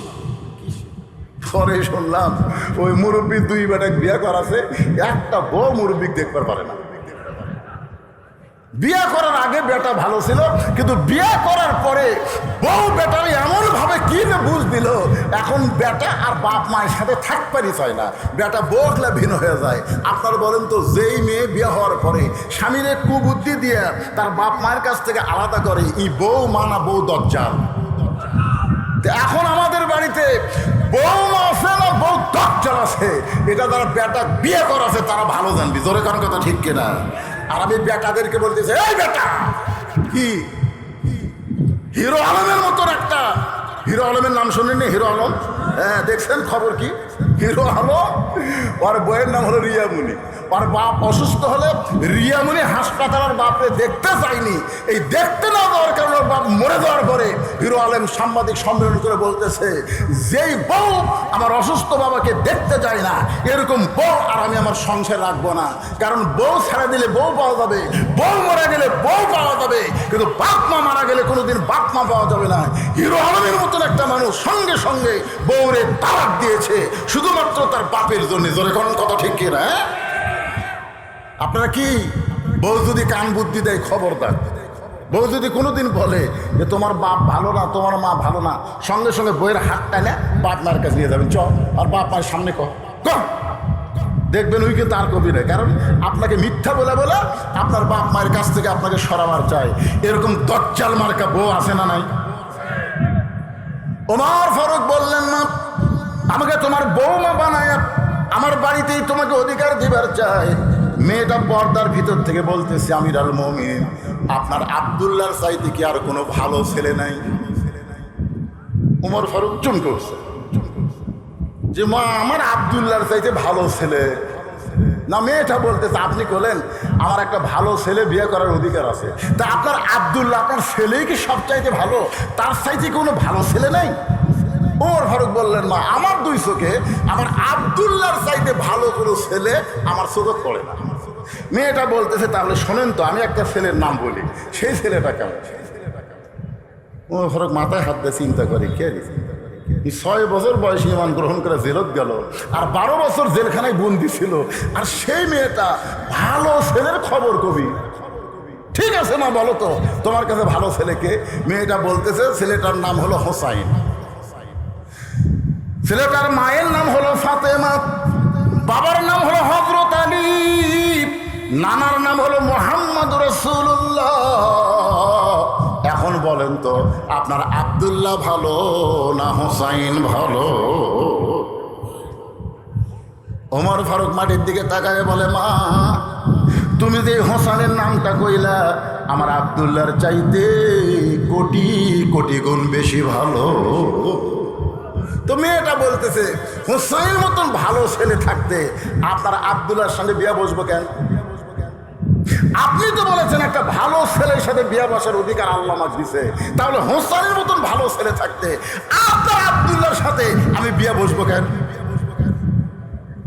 ওমর ফারুক চোখের পানি বের করে বলে, মা আমি জীবনে কোনোদিন ঘটকালি করি নাই, আজকে প্রথম তোমার বিয়ের আমি ঘটক হব। মেয়েটাকে নিরাপদ আশ্রয় দিয়ে পরন্ত বিকেল বেলায় হযরত ওমর আলীর বাড়ির দরজায় গিয়া সালাম দিলেন। কারো বাড়ির দরজা গিয়া সালাম দেওয়া হলো নবীর সুন্নাত। হযরত ওমর সালাম দিলেন, আসসালামু আলাইকুম ইয়া আহলাল বাইত আম্মা সাইলা ফালা তানহার। হযরত আলী ঘরের ভিতর থেকে চমকে গেল, যে ব্যক্তি সালাম দিল কণ্ঠ শুনে মনে হয় হযরত ওমর, কিন্তু ফকিরের আয়াত কেন তেলাওয়াত করলেন? আম্মা সাইলা ফালা তানহার, এই ফকিরকে ফিরায়ও না। আলী চমকে গেল, ওমরের মতন মহামানব আমার দরজা সালাম দিল, কিন্তু ফকিরের আয়াত কেন তেলাওয়াত করলো? বের হয়ে ওয়ালাইকুম সালাম বলে বলে, আমিরুল মুমিনিন আপনি আবার কবে থেকে ফকির হলেন? ওমর ফারুক বলে, আলী রে এই ফকির সেই ফকির না, এই ফকির হলো এমন একটা বিপদের ফকির, সে ইচ্ছা করলে বিপদটা থেকে তুমি আমাকে রক্ষা করবার পারো। আলী বলতেছেন, আমার মতন গরিব মানুষ আপনাকে কি বিপদ থেকে রক্ষা করবে? ওমর ফারুক বলে, আলী ভাই তোমার ছেলে হোসাইনের ব্যাপারে আমি একটু ঘটকালি করবার চাই। শোনো হোসাইন, ব্যাপার আমি যে ঘটকালি করব, সেই মেয়েটা সাধারণ কোনো মেয়ে না। এই মেয়ের যোগ্যতা হলো 6 বছর বয়সে ঈমান গ্রহণ করেছে। এই মেয়েটার বড় যোগ্যতা হলো 12 বছর ঈমানের পরীক্ষা দিয়েছে। সকালবেলা 3টা করে চাবুক মারছে, বিকালবেলা 3টা করে চাবুক মারছে। এই মেয়েটার যোগ্যতা হলো আমার আব্দুল্লাহর সঙ্গে বিয়ে দিবার চাইলাম, কিন্তু মেয়েটা আমার ছেলে আব্দুল্লাহকে পছন্দ করে না।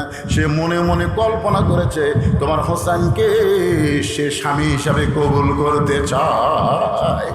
আলী বলতেছে আমির আল মুমিনিন, এমন একটা ভালো মেয়ে যদি আমার হোসেনের বউ হয়, আমার জীবন এবং হোসেনের জীবনটা সার্থক হয়ে যাবে। জোরে কোন সুবহানাল্লাহ। আমিও মনে মনে এমন একটা মেয়ে খুঁজতেছিলাম হোসেনের বিবি হওয়ার জন্যে। ওমর ফারুক আলীকে বুকের মধ্যে নিয়ে বলে, আলী রে, তাহলে আল্লাহ আমার ঘটকালি কবুল করেছে। হযরত ওমর আলীকে বুকের মধ্যে নিয়ে যখন কোলাকুলি করতেছে, এমন সময় হোসেন ঘর থেকে বের হয়ে সালাম দিয়ে বলে, মুরব্বী, আপনার দুইজন যেভাবে কোলাকুলি করতেছেন মনে হয় আপনারাই বিয়ে করবেন। ওমর ফারুক বলে, হোসেন তুমি এমন কথা বলো বাবা, তুমি কি আমরা মুরব্বী এটা পছন্দ করো না?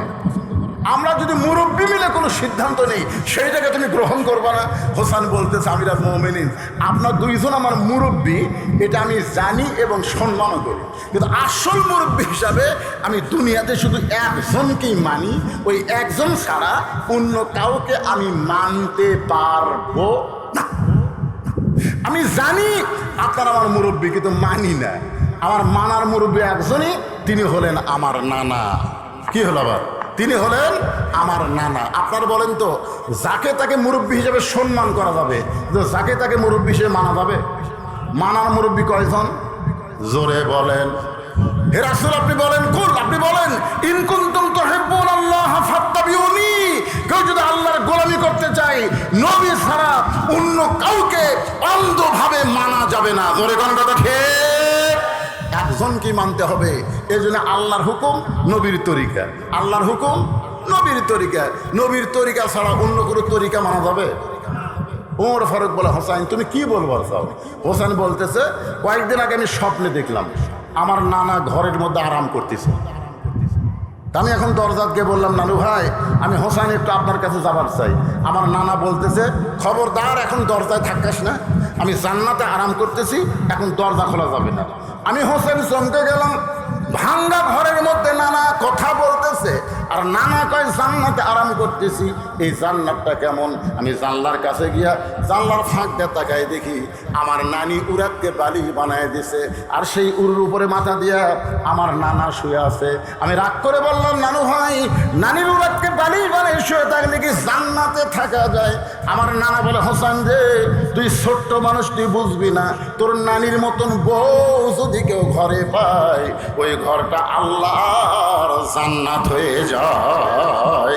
লিল্লাহে তাকবীর। আপনারা কি খেয়াল করছেন নবী কি বলতেছে? তোর নানির মতন বউ যদি কেউ ঘরে পায়, সেই ঘরটা আল্লাহর জান্নাত হয়ে যায়। হোসেন বলতেছে, বিয়ে যদি করা লাগে, আমার নানা যেমন বিয়ে করে ভাঙ্গা ঘর জান্নাত হয়েছে, আমিও তেমন একটা বিয়ে করতে চাই। কারণ ভাবিয়া করিও কাজ, করিয়া ভাবিও না। বিয়ে করার আগে ভাবা লাগবে, যাকে তাকে বিয়ে করা যাবে না। যাকে তাকে বিয়ে করলে বিয়ার পরে গোটা সংসারের মতো অশান্তি সৃষ্টি করবে। জোরে করে কথা কর না কেন? আমি যে ছেলেরা বিয়ে করেনি তাদেরকে বলতেছি, বাবা ভাবিয়া করিও কাজ, করিয়া ভাবা লাভ নেই। খালি সোফা খোপা দেখে বিয়ে করলে কাম হবে না। আগে দেখা লাগবে একটা ধাপের হাট। আপনার ধাপের হাট নাম শুনছেন? ওই ধাপের হাটে গরু, দুধের গরু কিনবার যায়, এক মুরব্বী খালি নিচের দিকে তাকায়, খালি নিচের দিকে তাকায়। গরুওয়ালা বলতে, চাচা কি দেখেন? দেখতেছি দুধ কেমন হবে। কয় আর মায়েরই দশের হয়। তখন বলতেছে, মায়ের যদি দশের হয় তাহলে ছাও খারাপ হবে না? যাও। দেখছেন, একটা গরু কিনবার যায় মায়ের খবর শুনলে মন খুশি হয়। তাহলে আপনি যে মেয়েকে বিয়ে করবেন তার মাও কিরকম, ওর নানি কিরকম, একটু খোঁজ নেওয়ার দরকার আছে না নাই? কতক্ষণ আছে না নাই? পপির মতন সুন্দরী পরিমণি বল হবে, কিন্তু শান্তি থাকবে না। ধরে কোন কথা ঠিক কিনা? হোসেন বাবার হাত ধরে বলতেছে, বাবা আপনি সত্য করে বলেন তা আমার মা আপনার কেমন বউ ছিল? আমার মা আপনার কেমন বউ ছিল বাবা? আপনি একটু বলেন তো। আপনি যেমন আমার মাকে বিয়ে করে আপনার ভাঙ্গা ঘরকে আপনি চাঙ্গা করেছেন, আমার নানা যেমন নানিকে বিয়ে করে ভাঙ্গা ঘর জান্নাত বানাইছে, আমিও তেমন একটা মেয়েকে বিয়ে করতে চাই।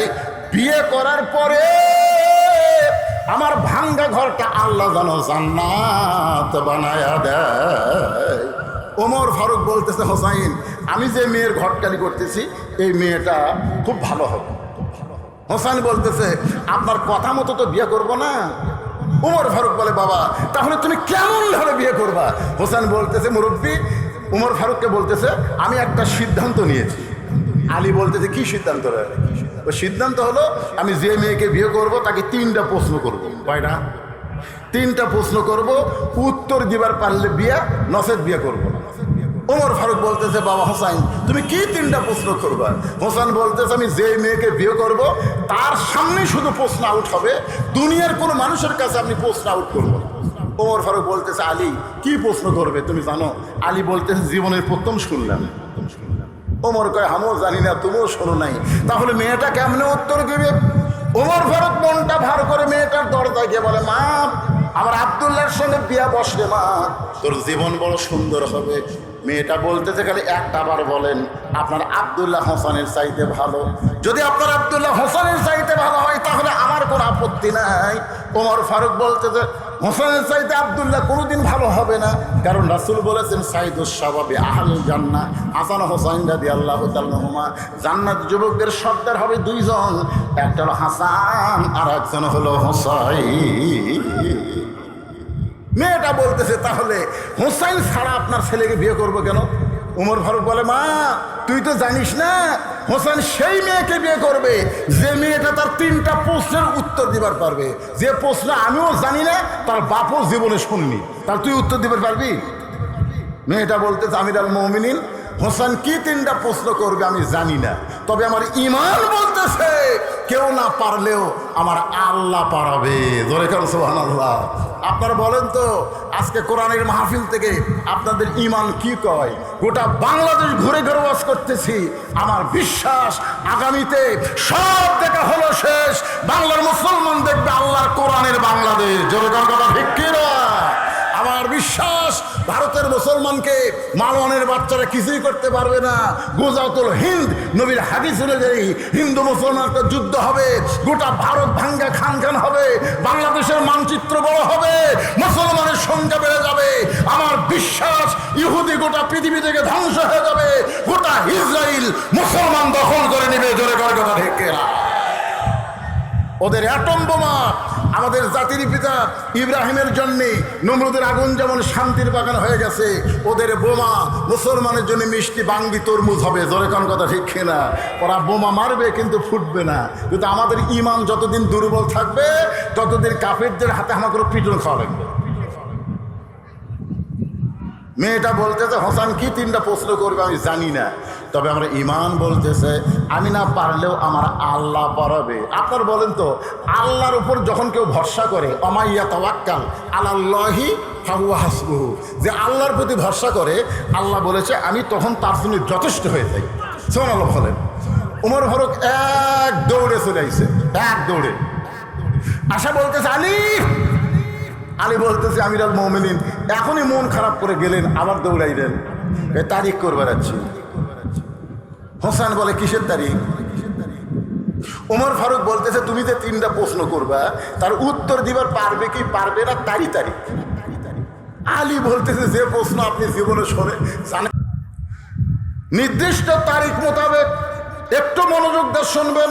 আমার মায়েরা যারা পর্দার অন্তরালে একটু মনোযোগ দেন মা, নির্দিষ্ট তারিখ মোতাবেক ডান পাশে হযরত উমর বসে গেছে, বাম পাশে হযরত আলী, আর মাঝখানে বসেছে হোসাইন। বসার সাইজটা কি খেয়াল করছেন? ডান পাশে যিনি বসেছে তার নাম কি?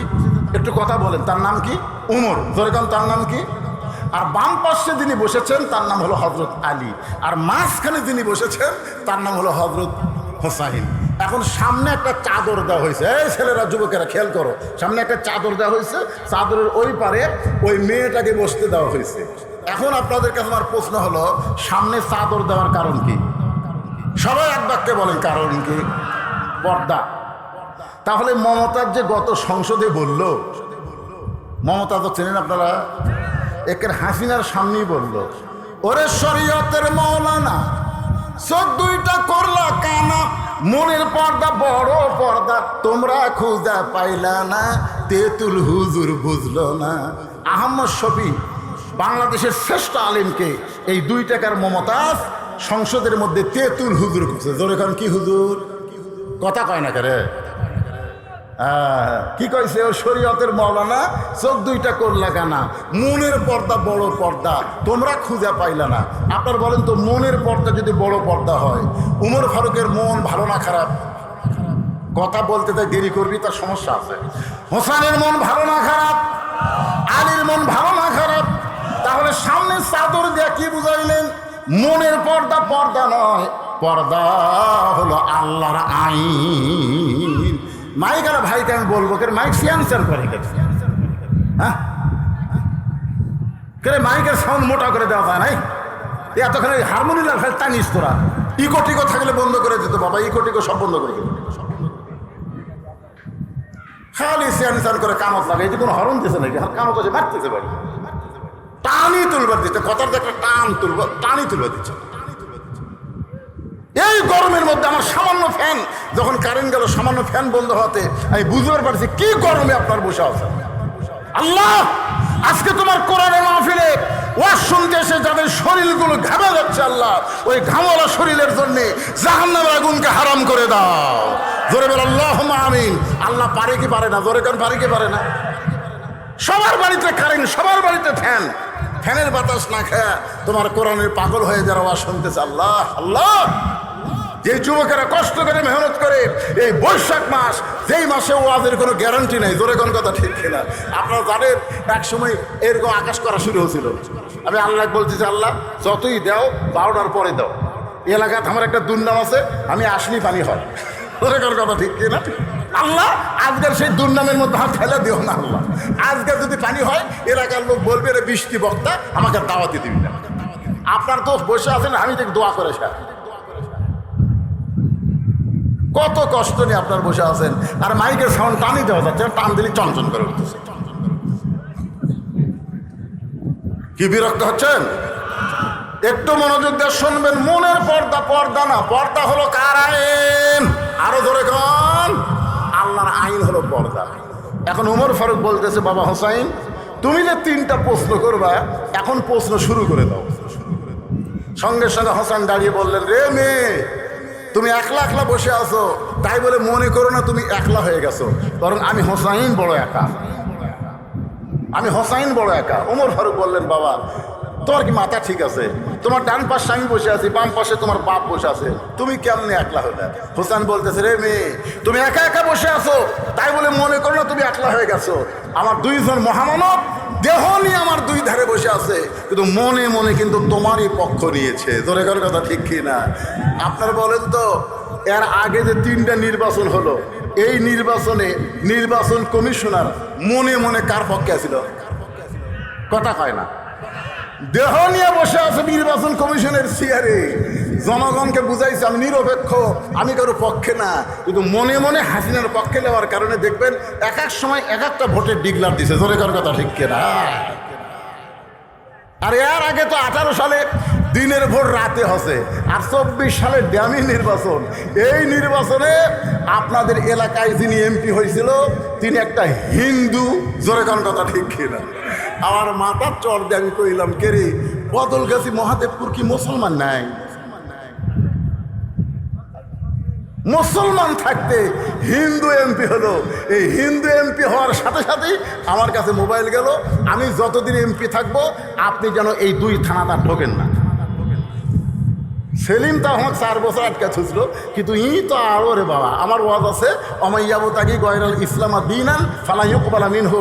আল্লাহ কোরআনে বলেছেন, ইসলাম ছাড়া অন্য কোনো ধর্ম কেউ যদি গ্রহণ করে, আল্লাহ বলেছেন কখনোই তা কবুল করা হবে না। আল্লাহর কাছে একমাত্র কবুলযোগ্য ধর্মের নাম কি? সবাই জোরে বলেন, নাম কি? ধর্মের মালিককে? আল্লাহ যদি বলে ইসলাম আমার পছন্দ, তো তোরা হিন্দু বৌদ্ধ খ্রিস্টান হয়ে খাওয়া আসা। এই ওয়াজ করছি, ওই গরম হয়ে গেছে। 2 গরম হলে বাংলাদেশ তার ছোট না, 2 থানা বন্ধ হলে কত থানা পড়ে আছে। জোরে কর কথা ঠিক কিনা? আসেন একটু মহব্বত দিয়ে কথাগুলো শুনবেন। মান তাসাব্বা বিকওমিন ফাহুয়া মিনহুম। ভোট হচ্ছে একটা আমানত। আমার আল্লাহ বলেছেন ইন্নাল্লাহা ইয়ামুরুকুম আন তুআদ্দুল আমানাতি ইলা আহলিহা ওয়া ইযা হাকামতুম বাইনান নাস আন তাহকুমু বিল আদল। যাকে যাকে ভোট দেওয়া যাবে না এমন মানুষকে ভোট দেবেন যে ভোট পাওয়ার পরে নেতা হবে। ওই নেতা যত ভালো কাজ করবে প্রত্যেকটা ভালো কাজের সওয়াবের অংশ আল্লাহ ভোটারদের আমলনামায় দিবে।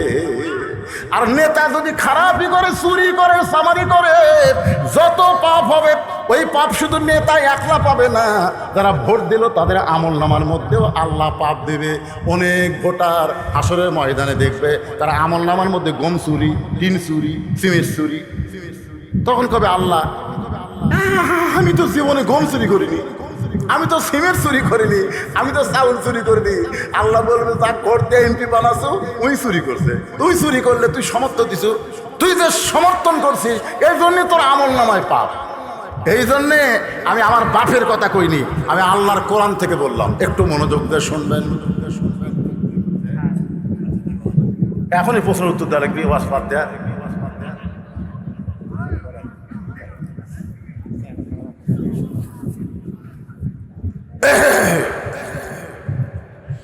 ওমর ফারুক বলে বাবা হোসেন এবার তুমি প্রশ্ন শুরু করে দাও, খুব গুরুত্বপূর্ণ। হোসেন দাঁড়িয়ে বলতেছে, রে মেয়ে, আমার 1 নম্বর প্রশ্ন হলো আমার মাকে তুমি জানো? যেই প্রশ্ন করছে আমার মাকে তুমি জানো, আলী চমকে উঠছে। কে চমকে উঠছে? হযরত আলী চমকে উঠছে। আলী চমকে ওঠার কারণ কি জানেন? কেন আমি ছেলের সাথে আছি আর ছেলে আমার কথা না কয়া আর মায়ের কথা পাইকা। বাবা আনন্দে মাতিয়া সাগরে ভাসাইয়া সেই যে চইলা যায় খবর লয় না। মাজন ধরিয়া উদরে কতই কষ্ট করে, 10 মাস পরে পায় প্রসবের বেদনা। এমন দরদি ভাবে কেউ হবে না আমার মা গো। আপনি কেমন ছেলে, ভালো ছেলে না খারাপ ছেলে, এটা প্রমাণ হবে বাপের দ্বারা না মায়ের দ্বারা। ধরে কোন কথা ঠিক কিনা? এই দেখেন যে ছেলেরা ওই যে পাঁচির উপর ঘুরতেছে, দৌড়াদৌড়ি করতেছে, 2-1টা ছেলে আমাকে আবার টার্গেট লাইট মারছে, আপনার খেয়াল করেনি? ওই থেকে টার্গেট লাইট মারছে। আচ্ছা ওই তো আমাকে টার্গেট লাইট মারলো, ওরা দৌড়াদৌড়ি করতেছে, এগুলো কি ছেলের দোষ? দোষ হলো ওর মায়ের। হ্যাঁ, আর মা পেটত দিয়ে গোটা পাড়া ঘুরিছে, ওই পেটের মধ্যেই ঘুরুনি ব্যারাম পাচ্ছে। ওই বাইরে এসে কোরআনের মাহফিলে বসতে পারবে না, ওই রাস্তা দেখলে ঘুর ঘুর করে ঘুরবি। জোরে কোন কথা ঠিক কিনা? হ্যাঁ, কারণ একজন খ্রিস্টান নেপোলিয়ন বলেছে ভালো একটা সন্তান যদি চাও ভালো একটা মায়ের দরকার। মা যদি ভালো হয় সন্তান আল্লাহর ওলি হয়। জোরে কোন ঠিক কিনা? হ্যাঁ, এই কারণে হোসেন বলেছে, রে মেয়ে, আমার মাকে তুমি জানো? সঙ্গে সঙ্গে পর্দার ওপার থেকে মেয়েটা বলতে, হোসাইন আমি আপনার মাকে চিনি। হোসেন প্রশ্ন করেছে আমার মাকে তুমি জানো? আর মেয়েটা উত্তর দিয়েছে আমি চিনি। যেই কথা আমি চিনি, উমর ফারুক জিব্বাত কামড়। হযরত আলী চোখ দিয়ে দরদর করে পানি পড়তেছে। উমর ফারুক জিব্বাত কামড় দেওয়ার কারণ হলো প্রথম প্রশ্নই আউট। 3টার তো উত্তর দেওয়া দূরের কথা, 1 নম্বরে আউট হয়ে গেল। কারণ প্রশ্ন করছে আমার মাকে জানো, আমি চিনি। আর আলীর চোখ দিয়ে পানি পড়ার কারণ কি জানেন? যে আমি স্বামী হইয়াও হোসেনের মাকে পুরোপুরি চিনবার পারিনি, আর তুই আমার বউকে হোসেনের মারে কেমনি চিনবি? কারণ হোসেনের মা চিনার কোনো নারী না। দুনিয়ার মধ্যে সবচাইতে পর্দা নিশি নারীর নাম হলো ফাতেমা। ধরে কোন কথা ঠিক কিনা? আপনার বলেন তো ফাতেমা চিনে এমন কোনো লোক আছে? ফাতেমা মেয়েদের সঙ্গেও কোনোদিন দেখা করেন, এই জন্যই করেনি।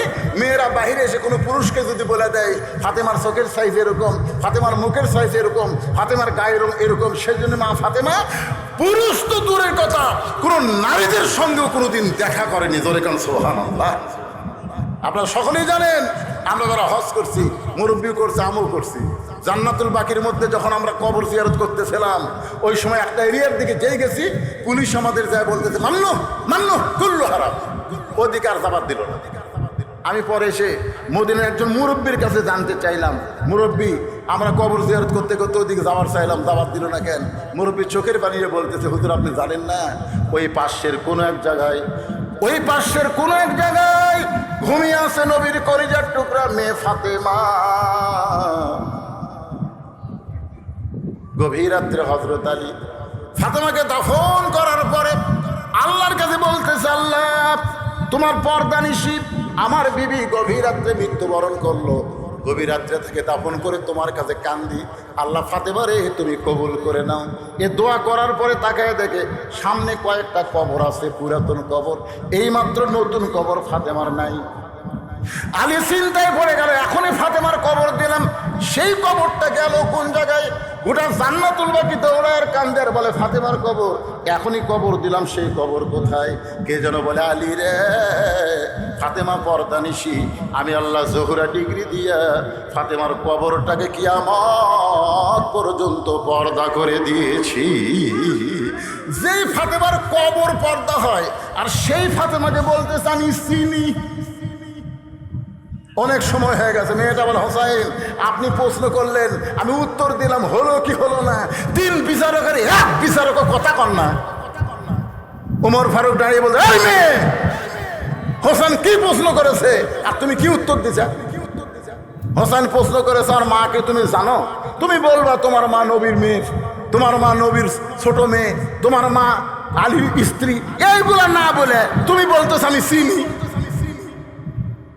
সঙ্গে সঙ্গে মেয়েটা বলতে, হোসাইন আপনার মায়ের চোখের ভুরু জোড়া ছিল, আপনার মায়ের বাম গালে তিল ছিল, তোর লাল একটা দাগ ছিল।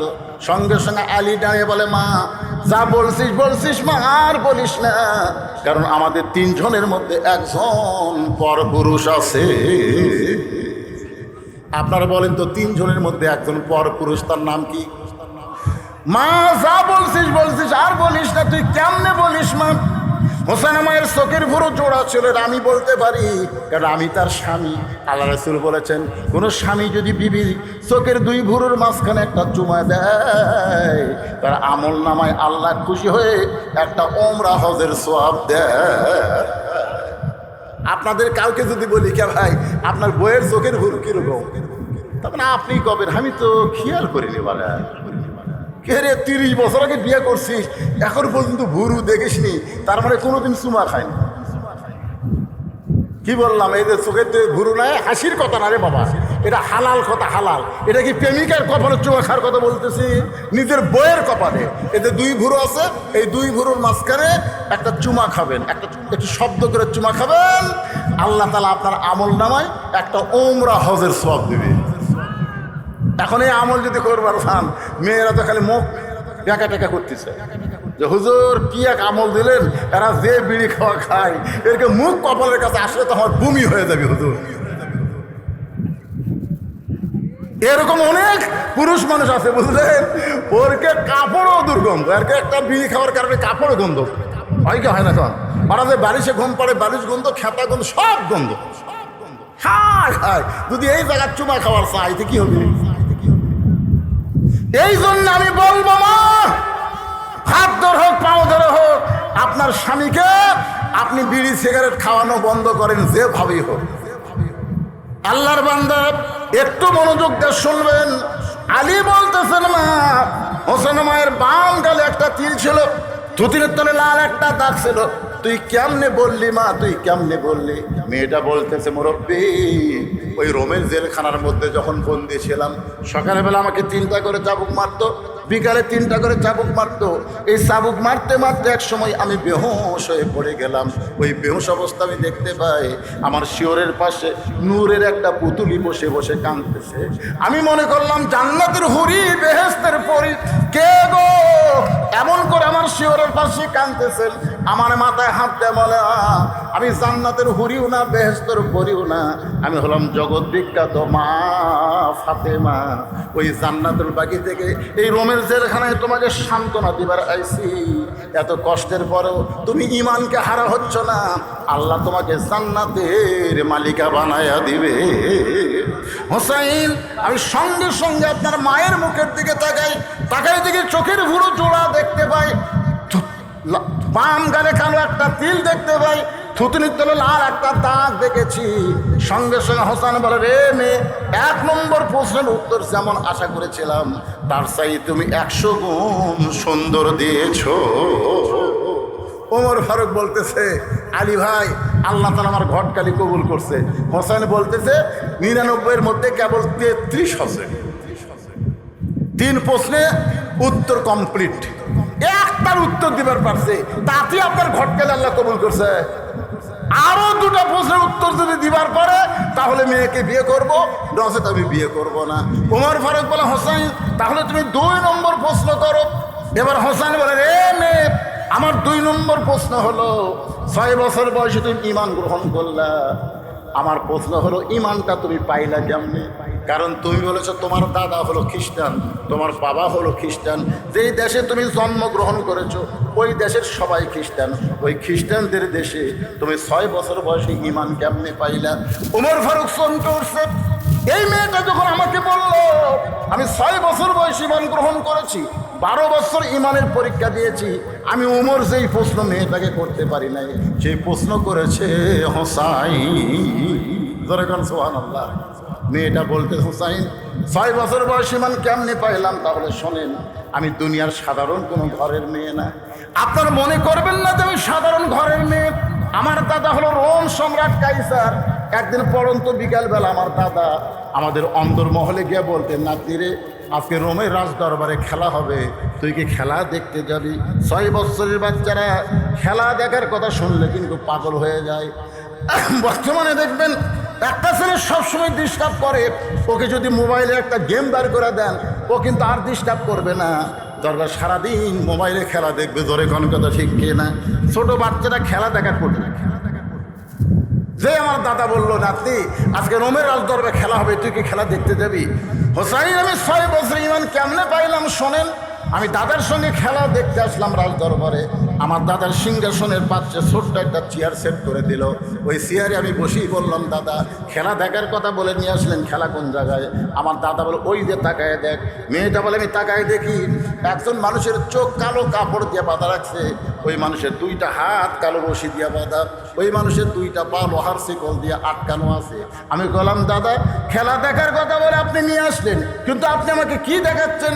যেই লোকটার চোখ বাঁধা, হাত বাঁধা, পা লোহার শিকল দিয়ে আটকানো, তাকে আপনি কি খেলা খেলবেন? আমার দাদা বলে, নাতি রে, তুই যারা দেখতেছিস ওইটা হলো মুসলমান, ওইটা হলো মুসলমান। আজকের খেলা হোক, এদের তাকায় দেখ। মেয়েটা বলে, আমি তাকায় দেখি বিশাল একটা আগুনের চুলা দাউ দাউ করে জ্বলতেছে। আমার দাদা বলে, রে নাতি, আজকের খেলা হলো মুসলমানকে হাত পা বান্ধা আগুনের মধ্যে ফেলে দিব, মুসলমান আগুনে পুড়ে মরে যাবে। আজকের খেলার নাম দিছি মুসলমান মারার খেলা। আমি তখন 6 বছরের ছোট্ট মেয়ে। আমার দাদাকে জোড়হাত করে বললাম, দাদু ভাই, ওই মুসলমানকে মারার খেলা কি বন্ধ করা যায় না? একটা জীবন্ত মানুষকে আগুনের চুলার মধ্যে পুড়ে মারবেন, এই খেলা কি বন্ধ করা যায় না? আমার দাদা বলতেছে, 100 বার বন্ধ করা যায়। মুসলমান যদি খালি একটা বারের জন্য বলে আল্লাহ রাসূল মানি না, ওই মুসলমান খালি একটা বারের জন্য বলবে আল্লাহ রাসূল মানি না, আমি সঙ্গে সঙ্গে তার চোখের বাঁধন খুলে দিব, হাতের বাঁধন খুলে দিব, পায়ের শিকল খুলে দিব, খালি একটা বার যদি বলে আল্লাহ রাসূল মানি না। মেয়েটা বলে, হোসাইন, আমি তখন চেয়ার থেকে উঠে আস্তে আস্তে মুসলমানের কাছে গেলাম, গিয়ে বললাম, মুসলমান, তোমার চোখ 2টা বেঁধে রাখছে, তোমার হাত 2টা বেঁধে রাখছে, তোমার পা 2টা লোহার শিকল দিয়ে আটকায় রাখছে, কিছুক্ষণ পর আগুনের চুলার মধ্যে তোমাকে ফেলে আমার দাদা পুড়াইয়া মারবে। তুমি যদি বাঁচতে চাও তাহলে একটা বারের জন্য বলো আল্লাহ রাসূল মানি না, খালি একটা বারের জন্য যদি বলতে পারো আমার দাদা তোমাকে মুক্ত করে দিবে। মেয়েটা বলে, হোসেন রে, আমি মনে করেছিলাম লোকটা বাঁচার জন্য হয়তো বলবে আল্লাহ রাসূল মানি না, কিন্তু লোকটা চিৎকার করে বলতেছে, রে ছোট্ট মেয়ে, তোমার কাছে জীবনের দাম বেশি, এই কারণে তুমি এমন কথা বলতেছো, কিন্তু একজন মুসলমানের কাছে জীবনের চাইতে ঈমানের দাম বেশি। দরকার হলে ফাঁসির মঞ্চে যাবে মুসলমান, কিন্তু রাষ্ট্রপতির কাছে বাঁচার দরখাস্ত লেগেবে না। ধরে কোন কথা ঠিক কিনা? মতিউর রহমান নিজামীকে উকিল বলেছিল যে আপনি যদি বাঁচতে চান রাষ্ট্রপতির কাছে একটা দরখাস্ত লেখেন, রাষ্ট্রপতি যদি দয়া করে আপনার ফাঁসির দণ্ড মওকুফ করে দেয় তাহলে আপনার ফাঁসি কার্যকর হবে না। মতিউর রহমান নিজামী মুচকি মুচকি হাসেন। উকিল বলে হাসেন কেন? বলে হাসার কারণ হলো তুমি যাকে দরখাস্ত লিখতে বলতেছো এরকম 3টা রাষ্ট্রপতিকে আমি ক্ষমতার থাকা অবস্থায় মরা দেখছি। একটা হলো বঙ্গবন্ধু শেখ মুজিবুর রহমান, একটা জিয়াউর রহমান, আর একটা জিল্লুর রহমান। যারা ক্ষমতার থাকতেই মরে যায় তাদের কাছে কোনো ইমানদার জীবন ভিক্ষা চাবে না। জীবন ভিক্ষা চাইতে হবে একমাত্র জীবন দেনেওয়ালার কাছে। জোরে কোনো কথা ঠিক না? তখন উকিল বলতেছে এই গোয়ারকে করার কারণে আপনার ফাঁসি হবে। নিজামী সাহেব বললেন আমার ফাঁসি হবে কিন্তু আমার মৃত্যু হবে না। ফাঁসি হবে কিন্তু মৃত্যু হবে না। উকিল বলে কেমনে আপনি বলেন ফাঁসি হবে মৃত্যু হবে না? কোরআন থেকে তখন তেলাওয়াত করলেন ওয়ালা তাকুলু লিমান ইউকতালু ফি সাবিলিল্লাহি আমওয়াতুন বাল আহইয়া ওয়ালাকিন লা তাশউরুন। আল্লাহু আকবার। মেয়েটা বলে হোসাইন। লোকটা চিৎকার করে বলতেছে রে ছোট্ট মেয়ে, তোমার কাছে জীবনের দাম বেশি কিন্তু আমার কাছে আমার ইমানের দাম বেশি। দরকার হলে আগুনের চুলার মধ্যে ফেলে দিবে কিন্তু একটা মুহূর্তের জন্য আল্লাহ রাসূল আমি ছাড়ব। আমার দাদা চিৎকার করে বলতে এই আর দেরি করিস না, ওই মুসলমানকে হাত পা বাঁধা অবস্থায় নিয়ে এসে আগুনের চুলার মধ্যে ফেলে দাও। আমি মনে করছিলাম মুসলমান হয়তো আগুনের চুলার কথা শুনে আটকে উঠবে, হয়তো চিৎকার করে বলবে বাঁচতে চায় বাঁচতে চায়। কিন্তু তাকায় দেখি মুসলমান বীরের মতন আগুনের চুলার দিকে হেঁটে হেঁটে যাচ্ছে। জোরে কোন সুবহানাল্লাহ। আমি দাদাকে বললাম দাদা ছোট্ট মানুষ তো, এই মরা খেলা আমি দেখবো না, আমাকে ছেড়ে দেন। আমার দাদা বলে নাই তোকে খেলা দেখার জন্য নিয়ে আইছি, দেখাই লাগবে। জোর করে যখন দাদা আমার হাত ধরে থাকলো, ওই মুসলমান যখন আগুনের চুলার দিকে যাচ্ছে আমি তখন আস্তে করে এক হাত আমার দাদা ধরে আছে আর এক হাত দিয়ে আমি চোখ চাপে ধরলাম। একটা জীবন্ত মানুষকে আগুনের চুলাত মারবে এই দৃশ্য আমি দেখবো না। আমি যখন চোখ বন্ধ করেছি হঠাৎ একটা মধুর বাণী আমার কানের মধ্যে ঢুকতেছে। সেই বাণীটা হলো লা ইলাহা ইল্লাল্লাহু মুহাম্মাদুর রাসূলুল্লাহ। মেয়েটা বলে হোসাইন, মুসলমান আগুনের চুলার মধ্যে যাওয়ার সময় ওই কলিমা যখন তেলাওয়াত করেছে কলিমা আমার কানের মধ্যে দিয়ে আমার কলিজার মধ্যে ঢুকে গেছে। আমি তখন দেখতে পাই ওই মুসলমানের দেহ খাঁচা আগুনের চুলার মধ্যে পড়েছে আর খাঁচার ভিতরের পাখি কে যেন ধরে সবুজ রঙের একটা বাগানে উড়ে যায়। আমি 6 বছরের ছোট্ট মেয়ে দেখলাম যে মুসলমানের দেহ নামক খাঁচা, খাঁচা খাঁচা বুঝেন না? মন তুই রইলি খাঁচার আসে,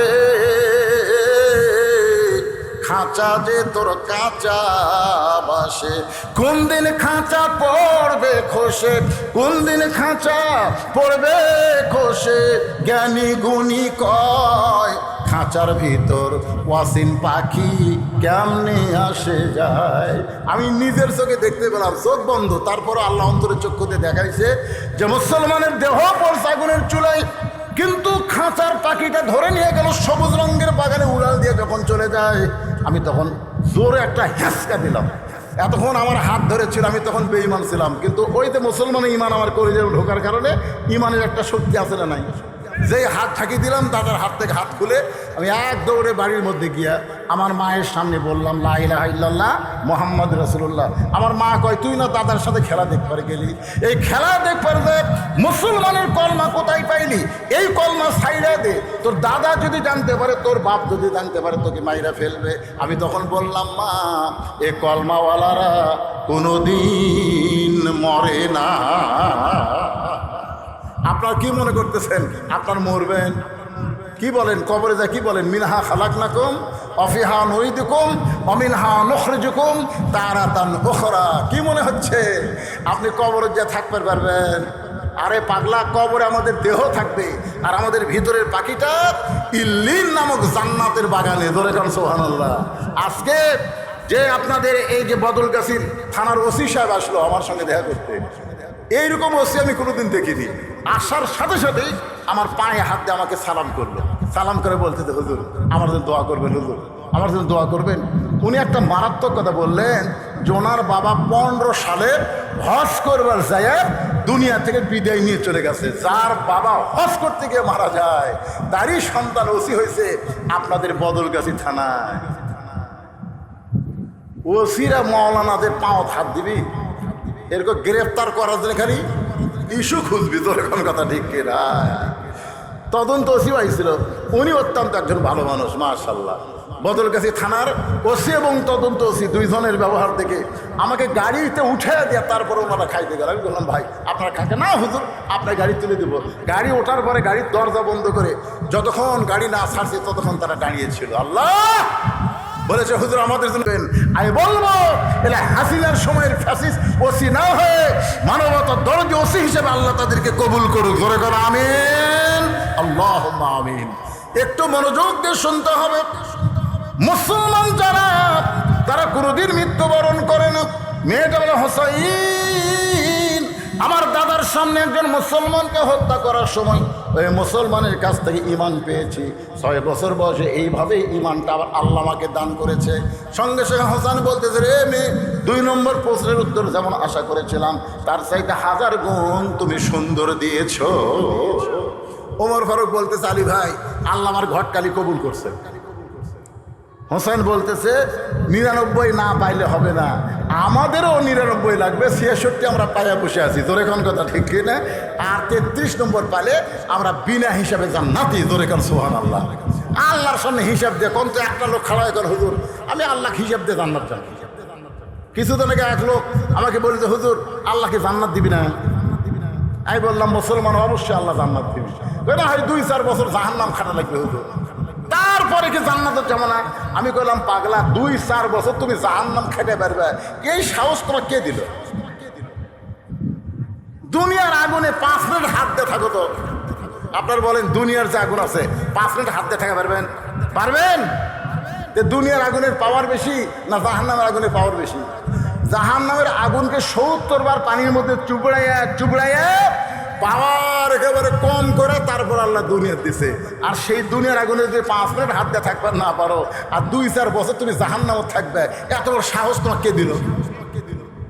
সমস্ত যুবকেরা বলো আল্লাহ যেন আমাদেরকে বিনা হিসাবে জান্নাত দেয়। যেরকম আমিন। এবার ওমর ফারুক বলে, হোসাইন এখন তাহলে তুমি 3 নম্বর প্রশ্ন করো। কয় নম্বর প্রশ্ন করবে? কয়টা? 3টা। জোরে কোন কয়টা?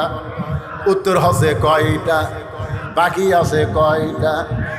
3 নম্বর প্রশ্ন হোসাইন দাঁড়িয়ে বলে, রে মেয়ে আমার 3 নম্বর প্রশ্ন হলো বিবাহের পরে আমার সঙ্গী তোমার থাকতে হবে। রে যুবকেরা শোনো, বিয়ের আগে না বিয়ের পরে? আপনার হোসেন কি বলেছে? বিবাহের আগে না পরে? কি বলেছে? বিবাহের পরে আমার সঙ্গী কিন্তু তোমার থাকা লাগবে। আচ্ছা বলেন তো, বিয়ের পরে বউ কার সাথে থাকে? এ কথা কন না কেন, কার সাথে? তাহলে এরকম একটা প্রশ্ন, এটা একটা প্রশ্ন হলো। এই প্রশ্ন যেই হোসেন করছে মেয়েটা কান্না শুরু করে দিছে। ওমর ফারুক বলে, মা 2টা কঠিন প্রশ্নের উত্তর তুমি দিয়ে দিলা, আর একটা সহজ প্রশ্ন করলো বিয়ার পরে আমার সঙ্গে থাকতে হবে, তুমি কবে আমি থাকবো? মেয়েটা বলতেছে, আমিরুল মুমিনিন এরকম সহজ উত্তর দিলে হোসাইন পছন্দ করবে। এরকম কথা সবাই বলতে পারে, তুমি আমার জীবন বলতে পারে না, বিয়ার আগে বলতে পারে না। মেয়েটার সাথে হোসাইনের বিয়া হচ্ছে, এ কথা কোন হচ্ছে? হয়নি তো। এখন বিয়ার আগে তো বলতে পারে, তুমি আমার জীবন, তোমার ছাড়া আমি বাঁচবো না। এ কথা বিয়ার আগে কোয়া যায়, বিয়ার পরে একটা স্বামীও বউ কয় না তুমি আমার জীবন। কথায় কথার থাপড়া বাড়ছাই। ধরে কোন কথা রে? হোসেন কখনকার কথা বলেছে? বিয়ার পরে। মেয়েরা যখন ফোপায় কাঁদতেছে, ওমর ফারুক বলে, মা তাহলে কি 3 নম্বর প্রশ্নের উত্তর দেবার পারবা না? এবার মেয়েটা বলে, হোসাইন আপনি যে প্রশ্ন করেছেন তার উত্তর হলো আল্লাহর একজন মস্ত বড় পয়গম্বর ছিল, সে পয়গম্বরের নাম হলো আয়ুব নবী। মেয়েটা বলতেছে, আয়ুব নামে আল্লাহর একজন নবী ছিলেন। আয়ুব নবী একজন বাদশা ছিলেন।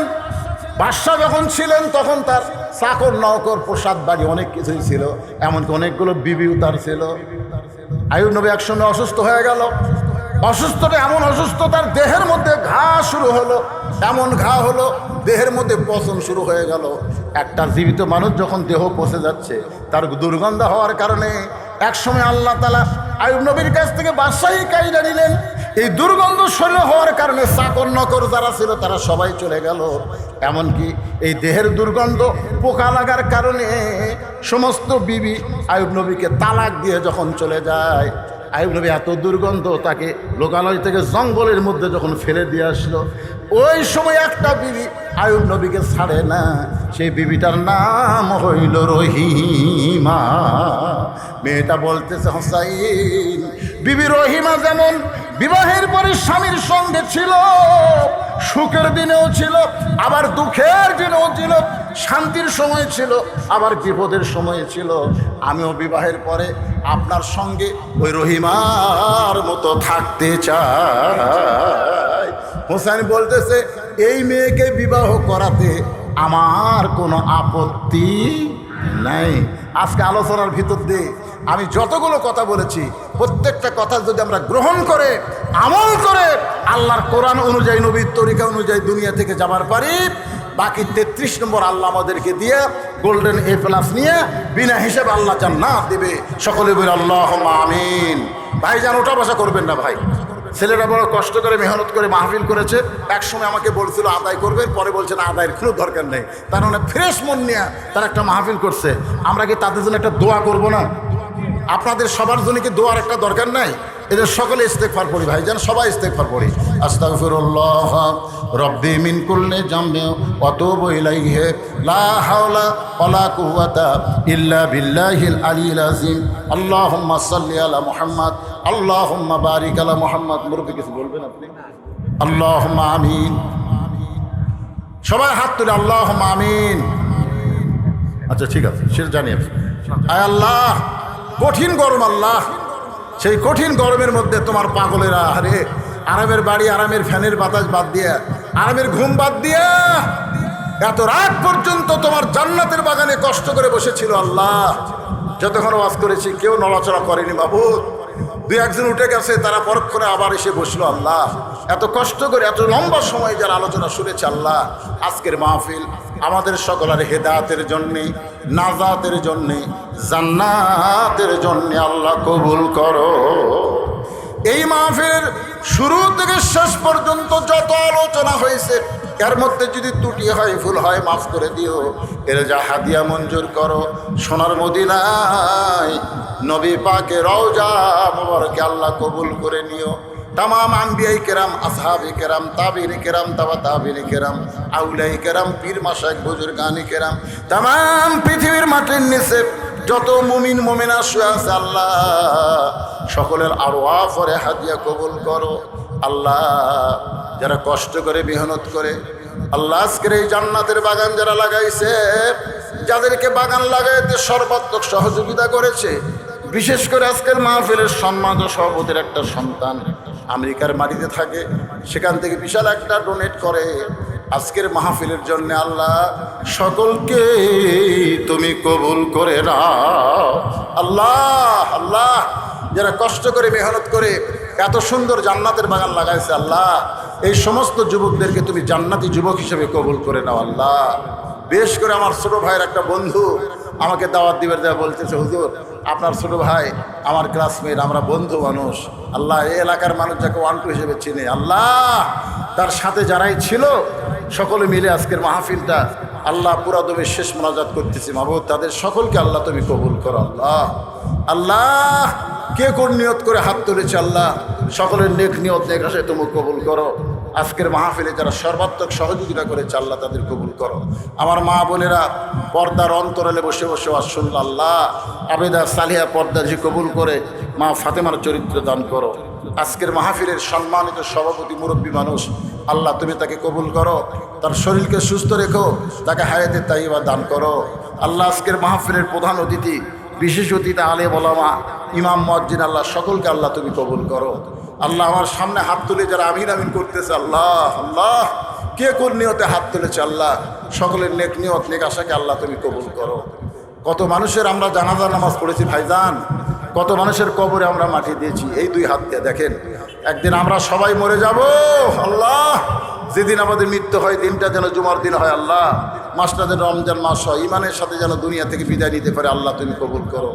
আল্লাহ ভারতের মুসলমানকে হেফাজত করো। আল্লাহ আল্লাহ যারা মুসলমানের মসজিদ মাদ্রাসাকে চুরমার করতেছে, আল্লাহ তুমি তাদেরকে ভেঙ্গে চুরমার করে দাও। আল্লাহ আল্লাহ ফিলিস্তিন গাজার মুসলমানকে আল্লাহ তুমি হেফাজত করো।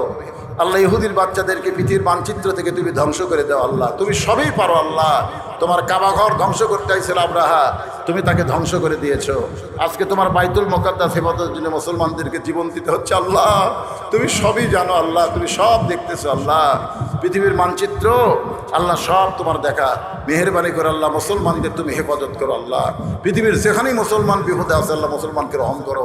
আমার বাংলাদেশের প্রতি খাস রহমত নাজিল করো। আল্লাহ আল্লাহ দেশনেত্রী বেগম খালেদা জিয়া বিদেশের মাটিতে চিকিৎসার জন্য গেছে। আল্লাহ আল্লাহ তাকে তুমি পুরোপুরি সুস্থতা দান করো। আল্লাহ মেহেরবানি করে আমি অসুস্থ, আমার মতো যারা অসুস্থ মানুষ হাত তুলেছে আল্লাহ সবাইকে সুস্থতার নিয়ামত দান করে দাও। আল্লাহ মরণের সময় আমাদের জবানে তুমি জারি করে দিও লা ইলাহা ইল্লাল্লাহু মুহাম্মাদুর রাসূলুল্লাহ সাল্লাল্লাহু আলাইহি সাল্লাম। আসসালামু আলাইকুম ওয়া রাহমাতুল্লাহি ওয়া বারাকাতুহু।